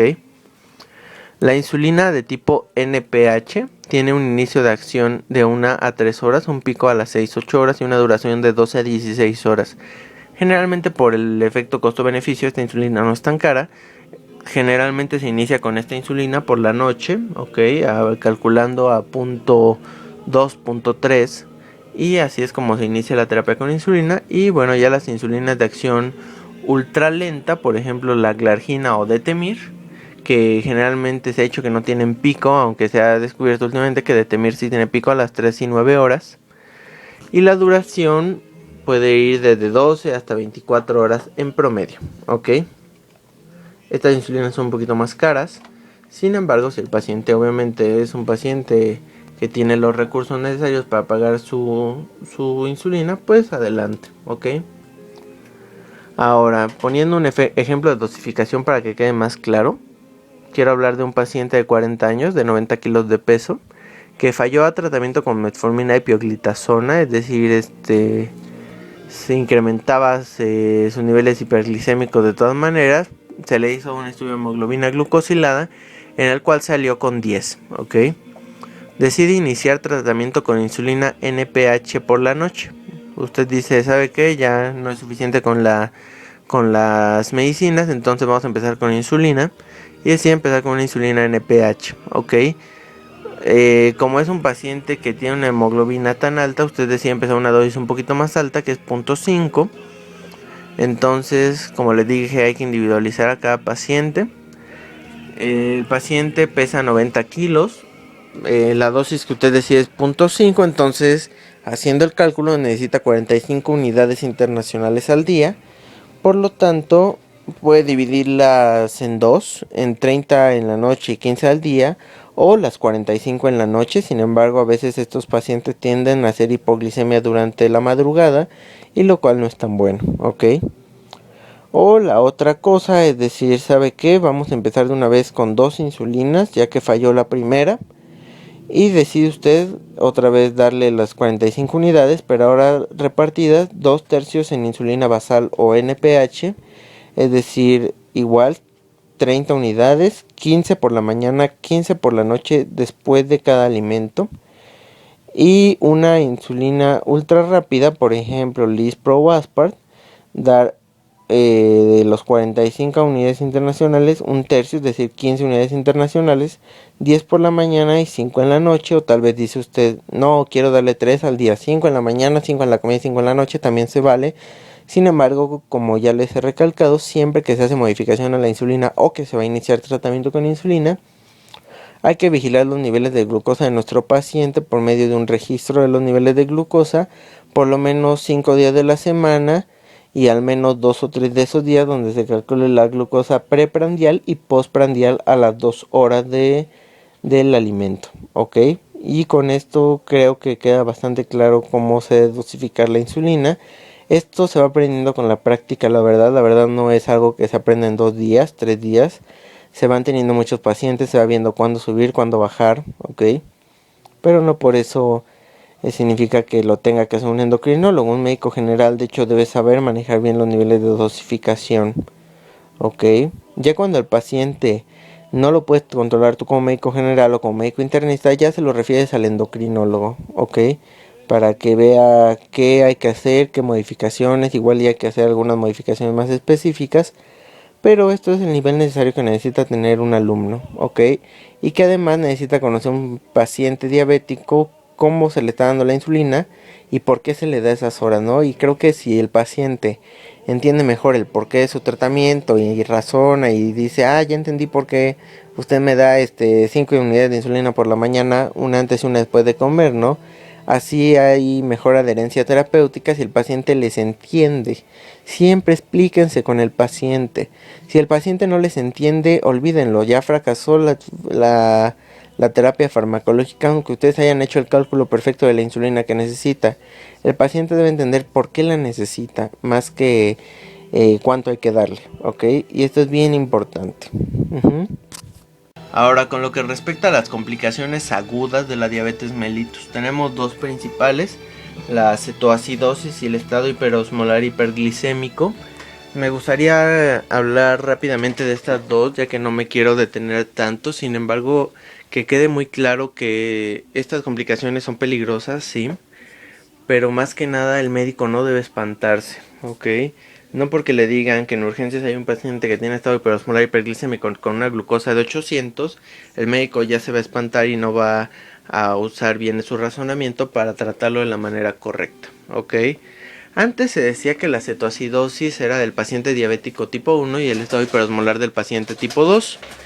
Esto se ha visto que es cierto, pero hay sus especificaciones para cada uno. No, la cetoacidosis es solamente el diabético tipo 1. Un 90% de cetoacidosis es del paciente tipo 1, es cierto. Sin embargo, hay un 10% de pacientes que tienen cetoacidosis diabética que tienen diabetes tipo 2. O un 10% de diabéticos tipo 1 que tienen estado hiperosmolar hiperglicémico. Y es importante saber que ambas se van a tratar de una manera muy parecida. Sin embargo, en el estado hiperosmolar hiperglicémico hay que corregir más rápido los niveles de agua en el cuerpo, ya que la deshidratación es más severa, ¿ok? La diferencia entre estas dos se lleva a cabo fisiopatológicamente, sin embargo, el tratamiento es muy parecido. Más que nada se hace la diferencia con fines académicos y que el alumno sepa distinguir entre cada uno y que entienda bien por qué se produce cada uno, ¿ok? La cetoacidosis diabética es por una deficiencia absoluta de insulina y el estado hiperosmolar hiperglicémico es una deficiencia relativa de los niveles de insulina.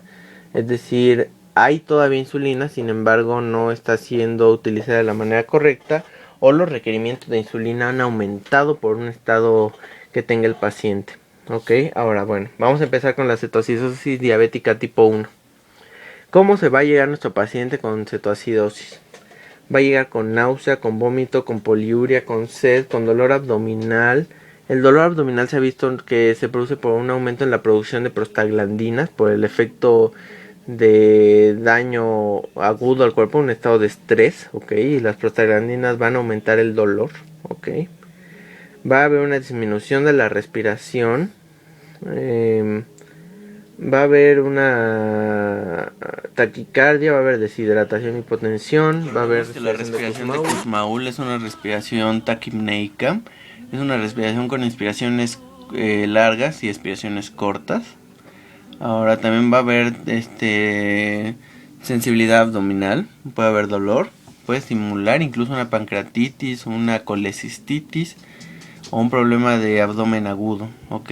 Sin embargo, como les dije, es por un aumento en la producción de prostaglandinas. Ahora, ¿qué eventos pueden precipitar esto? Lo pueden precipitar una inadecuada administración de insulina, una infección, por ejemplo, neumonía o una IBU, una infección de vías urinarias, una gastroenteritis o una sepsis, un infarto, un proceso isquémico cerebral, coronario, mesentérico, periférico. Drogas como la cocaína o el mismo embarazo puede desatar una cetoacidosis diabética. Es raro que lo provoque, pero puede llegar a pasar. Ahora, la fisiopatología de la cetoacidosis diabética y qué hace la diferencia entre esta y un estado hiperosmolar hiperglicémico, ¿ok? Para empezar, hay una deficiencia absoluta de insulina, es decir, la cantidad de insulina que produce el cuerpo es casi nula, ¿ok? O más bien nula. Pero la diferencia que le hace con la cetoacidosis diabética con el estado hiperosmolar hiperglicémico es la hiperglucagonemia por el efecto contrarregulador, ¿ok? La hiperglucagonemia va a aumentar la actividad de la palmitoiltransferasa a nivel mitocondrial y por lo tanto va a aumentar la beta-oxidación, ¿ok? Además el glucagón va a favorecer la gluconeogénesis, la glucogenólisis y la lipólisis con cetogénesis, ¿ok? Para darle supuestamente alimentación al cerebro, ¿ok? El glucagón inhibe la piruvato sinasa y por lo tanto el ciclo de Krebs es bloqueado y empiezan a producirse cuerpos cetónicos a partir de las concentraciones altas de piruvato que hay en el torrente sanguíneo. Ok, ahora para los laboratorios, entrémonos en la tabla de la izquierda, en la de DKA, que es diabetes cetogénesis o algo así, ¿no? Es en inglés. Ya se me olvidó hasta cómo se dice en inglés cetosis diabética. Pero bueno, La glucosa debe estar entre 250 y 600 generalmente, aunque puede estar un poco más elevada o un poquito más baja. El sodio, generalmente el paciente llega hiponatrémico, entre unas cifras entre 125 y 135. El potasio generalmente va normal o alto. El magnesio es normal, el cloro es normal, el fosfato es normal. La creatinina puede estar ligeramente elevada. La osmolaridad generalmente está entre 300 y 320, no es tan alta. Las cetonas pueden ir de una cruz hasta 3 cruces o 4, dependiendo de la concentración que haya. Ok, aunque generalmente en el ingreso hospitalario se toman cetonas en orina, las cetonas en plasma son las más ideales para valorar al paciente. El bicarbonato en el suero generalmente es menor de 15. El pH arterial va de 6.8 a 7.3. Y la PCO2 arterial va de 20 a 30 y el anion gap generalmente es elevado por la misma acidosis. Ok, entonces es importante que sepamos que el potasio va a estar normal o elevado, no porque las concentraciones totales de potasio estén elevadas. Va a estar elevado por el efecto de buffer celular, es decir, el efecto amortiguador celular de pH, el cual va a liberar potasio al líquido extracelular y va a meter hidrogeniones para intentar disminuir la acidosis. Ok. Ahora el tratamiento. No voy a hablar tanto de concentraciones, más que algunas cuantas importantes.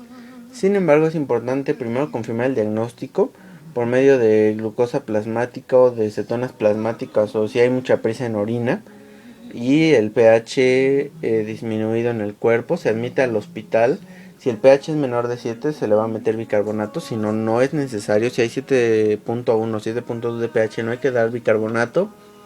Cuantificar electrolitos séricos, ok, y empezar tratamiento de restitución de líquidos, generalmente a 2 o 3 litros en las primeras 3 horas, es decir, a 1 litro por hora, de solución salina al 0.9%, ya después de 3 horas, o ya que se ve que hay mejoras, se disminuye a 0.45 la solución salina, metiendo de 250 a 500 mililitros a la hora, y se le puede incluso meter un poco menos, o incluso se le puede meter un poco de glucosa al 5% cuando los niveles de glucosa están en 200, ok. Ya que se restituyeron líquidos, se le puede empezar a dar insulina a 0.1 unidades internacionales por kilo por medio de vía intravenosa.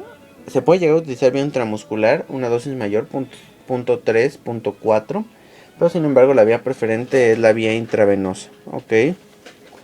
Y la insulina siempre se tiene que meter cuando el potasio es menor de 3.3. Si no está corregido el potasio, no se puede meter insulina. Esto es bien importante, ok. Ahora, ¿qué se tiene que hacer con el paciente? Además de esto, se tiene que buscar la causa subyacente del efecto, es decir, la causa que lo provocó, ya sea el trauma, el infarto, la infección, lo que sea, se tiene que buscar. Se puede trabajar con cultivos, radiografías, electrolitos de otro tipo o electrocardiogramas, ok. Se tiene que medir la capilaridad de glucosa, la glucosa capilar cada 1 o 2 horas, y algunos electrolitos para vigilar principalmente potasio o cloro, ya que cuando se restituyen muy rápido los niveles de líquido en el cuerpo se puede hacer una acidosis metabólica hiperclorémica. Es rara esta complicación, sin embargo hay que tenerla bastante en cuenta. Y siempre continuar hasta que el paciente esté estable, es decir, que tenga una glucosa entre 150 y 250, que la acidosis esté resuelta desde un pH ya normal y una producción de cetonas disminuida. Recordemos que el beta hidroxibutirato se produce todavía y puede estar falsamente elevado, ya que el acetato se convierte en beta hidroxibutirato cuando se está cuando está degradando, y por lo tanto, a pesar de que vayan disminuyendo, puede aparecer falsamente elevado aún, ok. Entonces hay que tener bastante cuidado con esto. Y ya después de que se corrigió esto, se puede dar al día siguiente de la cetoacidosis diabética, la concentración normal de insulina que necesita y tal vez un poco más, un 25-50% más, hasta que se pueda corregir totalmente los niveles de glucosa. ¿Ok? Ahora, en lo que respecta al estado hiperosmolar hiperglicémico, hay una deficiencia relativa de insulina, es decir, no es una deficiencia absoluta. No hay hiperglucagonemia, lo cual hace la diferencia con la cetoacidosis diabética. Y como siempre hay un factor precipitante, de hecho pueden ser los mismos incluso que la cetoacidosis diabética. ¿Ok? Ahora vámonos con la tabla de la derecha, la del HHS. ¿Ok? La glucosa generalmente va a estar más elevada en este estado. ¿Ok? Tal vez porque no hay hiperglucagonemia. No hay una cetogénesis, por lo tanto toda la glucosa es producida a expensas de una deficiencia de insulina. El sodio va a estar normal, ¿ok? Incluso puede llegar a estar un poquito elevado. Potasio, magnesio, cloro y fosfato y creatinina pueden estar normal o moderadamente elevado. La verdad no es tan común que se eleven. La osmolaridad va a estar más alta, entre 330 y 380. Recordemos que para medir la osmolaridad se necesita una fórmula que depende de sodio, de glucosa, de Boone, para calcular la osmolaridad sérica. Las cetonas pueden estar normales o que haya nada más una cruz, que no es indicativo de que una cruz ya sea cetoacidosis diabética. El bicarbonato puede estar normal o ligeramente elevado. El pH va a ser mayor de 7.3 y el PCO2, o sea, la presión de dióxido de carbono a nivel arterial va a ser normal y el anion gap va a ser normal o ligeramente elevado, no tan elevado como en la cetoacidosis diabética.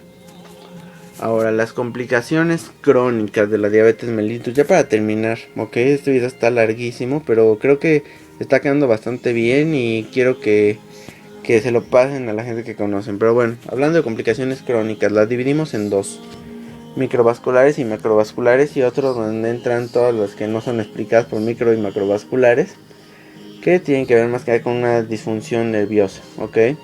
En las microvasculares vamos a encontrar enfermedad ocular con retinopatía, que puede ser no proliferativa o proliferativa, edema macular. Neuropatía es otra microvascular con afectación sensitiva principalmente, aunque también puede ser motora, y puede ser de manera de mono o polineuropatía. Va a ser, también hay una neuropatía autonómica, una nefropatía es otra microvascular importante. Y las macrovasculares generalmente van a ser enfermedad coronaria, enfermedad arterial periférica o enfermedad cerebrovascular. De estas tres últimas no voy a hablar tanto, ya que son muy delicadas de cada especialidad, pero nada más quiero hacer énfasis en que estas tres se presentan más que nada en pacientes diabéticos, es decir, la diabetes te predispone a estas complicaciones macrovasculares, y que estas complicaciones macrovasculares van a ser más que nada corregidas con un control correcto de los niveles de presión arterial y un control exhaustivo de lípidos. De los lípidos sí voy a hablar un poquito al final, ya que es un tema bastante interesante. Pero más que nada se pueden utilizar inhibidores del eje renina-angiotensina-aldosterona, y puede ser de bastante utilidad para prevenir estas complicaciones macrovasculares. Y recordemos que las complicaciones microvasculares, con un control correcto de glucosa, como nos dijo el estudio DSCT o el estudio UKPDS, puede llevarse un buen control y prevenir estas complicaciones. ¿Ok? Y las otras complicaciones son disfunciones gastrointestinales, por ejemplo la gastroparesia o la diarrea. La gastroparesia, recordemos que es un vaciamiento gástrico lento, ¿ok? Por lo tanto, el paciente va a tener hiperglicemia cuando todo se vacíe, ¿ok? Va a tener diarrea por el mismo proceso de gastroparesia, y esta enfermedad responde bastante bien a medicamentos como metoclopramida o cisaprida, ¿ok? Va a haber disfunción genitourinaria, puede haber uropatías o disfunción sexual, ¿ok? De hecho la disfunción sexual tiene un componente microvascular y macrovascular. Va a haber complicaciones dermatológicas como problemas en la cicatrización por problemas en la actividad de fibroblastos, ya que los niveles altos de glucosa inhiben a los fibroblastos. Va a haber predisposición a infecciones, va a haber cataratas, glaucoma, enfermedad periodontal o pérdida de la audición a largo plazo. Ahora, para hablar de la fisiopatología de esto. Quiero, ya entrando de lleno a la fisiopatología de las complicaciones crónicas de la diabetes, sobre todo en el ámbito microvascular, me gustaría decir que hay 4 principales teorías acerca de por qué se hacen las complicaciones crónicas, es decir, qué es lo que provoca la diabetes a largo plazo, ¿sale? Entonces la diabetes a largo plazo provoca, por ejemplo, la producción de proteínas mal plegadas porque la glucosa se pega a ellas y son los llamados precursores de H, por sus siglas en inglés, que significan cuerpos glucosilados avanzados, y que estos van a modificar la formación de algunas proteínas que son importantes para la célula, ¿ok? Ahora, otra de las teorías, y no voy a entrar tanto en detalle con esta porque es más que nada bioquímica, no es tan importante que se conozca que si hay una modificación en el plegamiento de la hoja beta del bla bla bla, no es importante por ahora conocer esto. Solamente es importante conocer las teorías de por qué se produce esto, ya que son teorías, como les digo.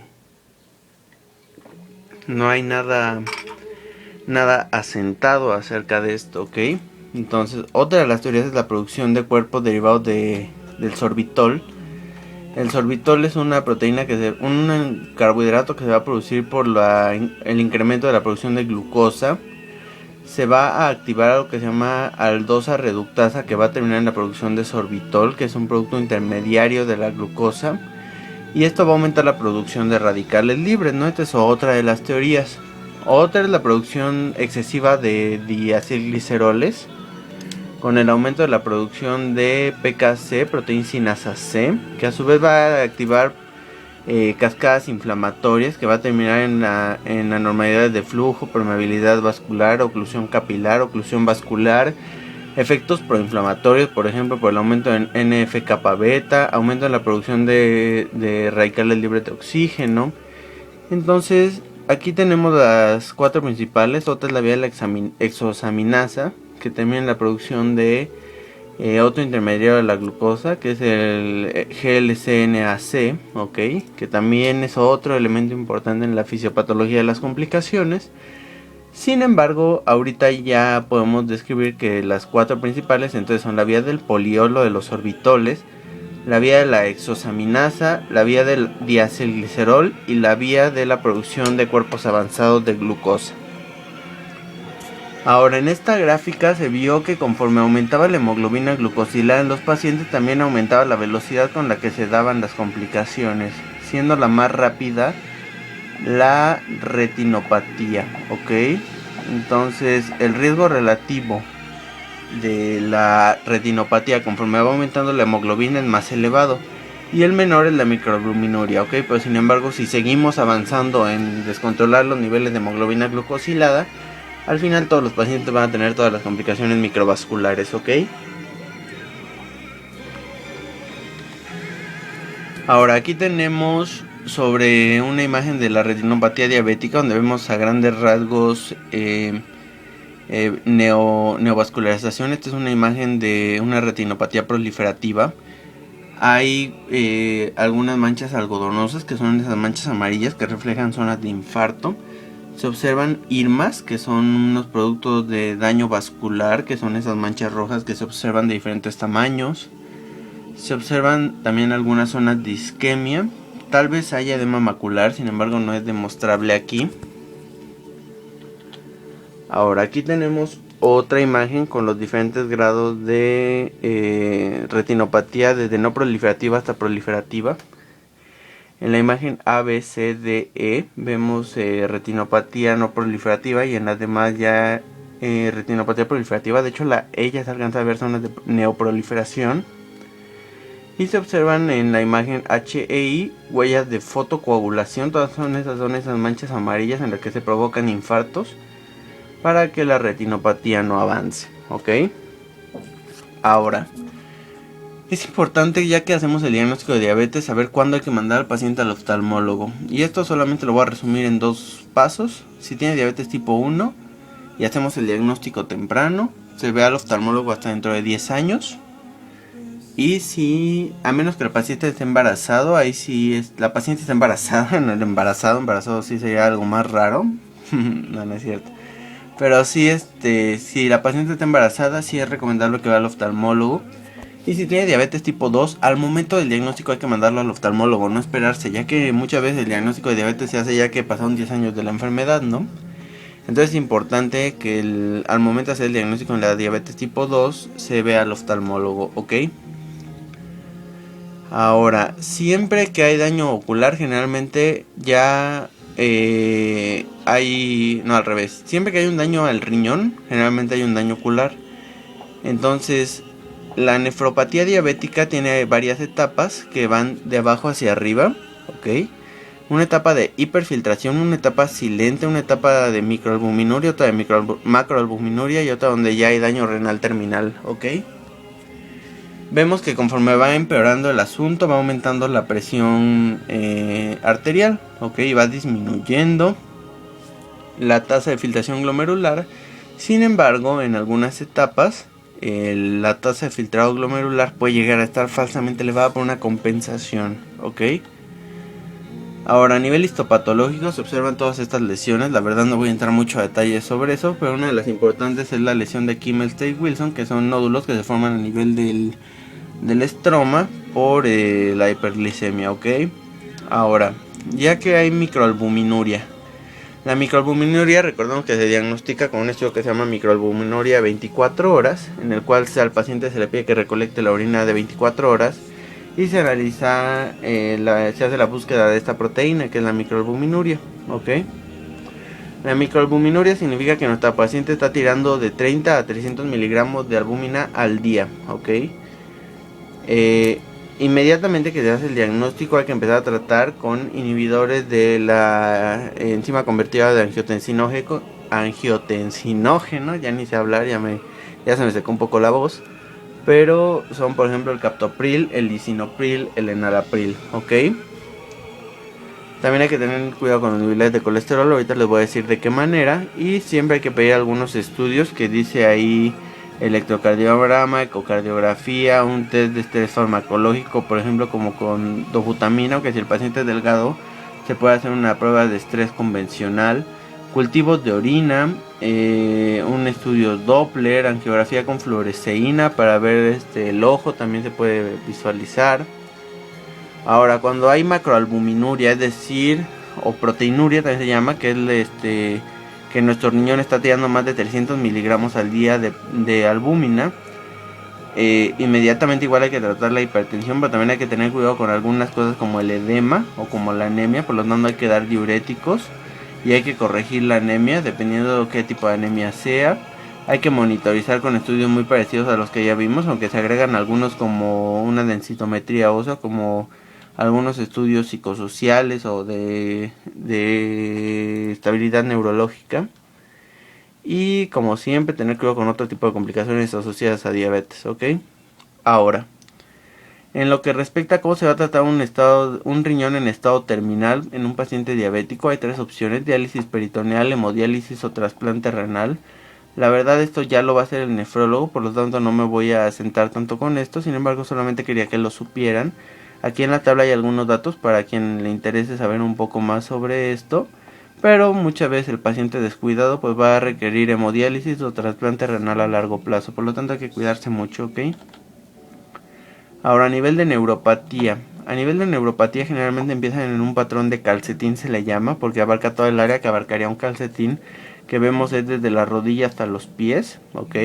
Generalmente se presenta a nivel sensitivo, y de hecho se habla que cuando llega a las rodillas generalmente ya está presente en las manos, ¿ok? Cuando es de fibras pequeñas o de fibras largas, algunos lo llegan a dividir. En algunas hay más dolor, en algunas hay más pérdida de la sensibilidad vibratoria o táctil, en otras aumenta el defecto motor. Sin embargo, pues esto no es tan importante que ustedes lo conozcan. La neuropatía motora pues ya también llega a involucrar la porción proximal de los miembros superiores. Y en algunas mononeuropatías agudas, por ejemplo, puede simular algún dolor abdominal o algún dolor torácico, sin embargo no es necesariamente un abdomen agudo, ¿ok? Ahora aquí otra vez la clasificación de fibras largas o fibras pequeñas. En las fibras largas va a haber debilidad, desgaste, vibración dañada, pérdida de la propiocepción, es decir, de las sensaciones que se llevan a cabo por los núcleos gracilis y cuneatos, ¿ok? Y el de pequeñas fibras van a ser por la vía termoalgésica, ¿ok? Va a haber principalmente daño en eso. Ahora, ¿cómo se trata? Primero, excluir que no tenga otras etiologías de alguna importancia, ¿ok? Como alguna hernia de disco o algo así, o que el dolor no sea por claudicación por enfermedad arterial periférica. Ok, el principal método para controlar el dolor es cuidar los niveles de glucosa, no hay otra forma, ok. Y algunas otras terapias que se han visto útiles son los antidepresivos tricíclicos, los anticonvulsivantes como pregabalina, topiramato o gabapentina, la duloxetina y en algunos casos extremos el tramadol y la oxicodona. Aquí en México principalmente se usa la gabapentina, se empieza con dosis de 300 miligramos cada noche, ya que este medicamento provoca bastante sueño y debilidad, entonces por lo tanto no es recomendable darlo en el día, sobre todo si tiene actividad física. Además la gabapentina se va incrementando la dosis generalmente cada semana, es decir, una semana toma una pastilla en la noche, a la que sigue 2, a la que sigue 3, y te pueden alcanzar dosis terapéuticas muy altas, pero sin embargo siempre es importante ir elevando gradualmente la dosis, ¿ok? Ahora, de acuerdo a otras complicaciones de neuropatía autonómica y complicaciones cardiovasculares en la regulación de la presión, del ritmo cardíaco, de la capacidad de hacer ejercicio, gastrointestinal, puede haber constipación, diarrea, problemas de esófago, incontinencia fecal, gastroparesia. A nivel genital, disfunción eréctil, cistopatía, enfermedades infecciosas de vías urinarias recurrentes, metabólicas, pues puede haber hipoglicemia por contrarregulación o por farmacología. En las pupilas puede haber pupila de Argyll-Robertson por disfunción autonómica, ok. Recordamos que la pupila de Argyll-Robertson no responde a estímulo fotomotor, pero sí a acomodación. También puede haber problemas en la sudoración, puede haber áreas con anhidrosis o algunas con hiperhidrosis. Ahora, ¿cómo vigilar el colesterol? Ya para terminar, el colesterol se debe vigilar de manera estricta por lo menos una vez al año, ya que tiene el diagnóstico de diabetes, al igual que cada que se debe tomar la glucosa. El estudio de seguimiento, por ejemplo, hemoglobina glucosilada con colesterol, es un buen seguimiento del paciente.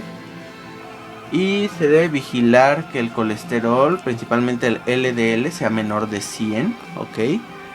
El HDL debe ser menor de 45 o 50. ¿Y qué riesgo tiene la hipercolesterolemia? Pues el riesgo de siempre, que haya una aterosclerosis y aumenta el riesgo cardiovascular, ¿ok? Y es importante aquí decir cuándo dar medicamento, cuando el control del colesterol ya no es correcto solamente con dieta y ejercicio.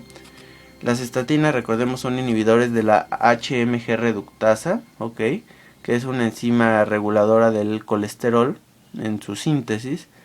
Y estas se dan cuando el colesterol o es muy alto, es decir, valores de LDL mayores de 150 o 200, es decir, duplicadas, o cuando tiene 100 o 120 más algún factor de riesgo de los que ya hablamos, como la edad, el sobrepeso, la enfermedad como hipertensión. El ser hombre también es un factor de riesgo para el desarrollo de problemas cardiovasculares, ¿ok? Entonces siempre que hay que valorar cuándo dar estatinas o por ejemplo cuándo dar aspirina a una dosis cardioprotectora, ¿ok? Y bueno, con esto terminamos el video. Me gustó esta caricatura ya que dice que se ajusta mejor a su ocupado horario. Ejercicio 1 hora al día o estar muerto las 24 horas del día. Y esto me parece bien importante ya que hay que tener en cuenta que la diabetes, como les dije al inicio, no es sinónimo de muerte. La diabetes es una enfermedad tratable, no es curable. Eso es lo importante que hay que entender y especificarle al paciente, no es curable, pero tampoco es una pena de muerte. La diabetes es una enfermedad complicada de manejar para algunas personas, sobre todo para personas, por ejemplo, ocupadas o personas que no se preocupan mucho por su salud.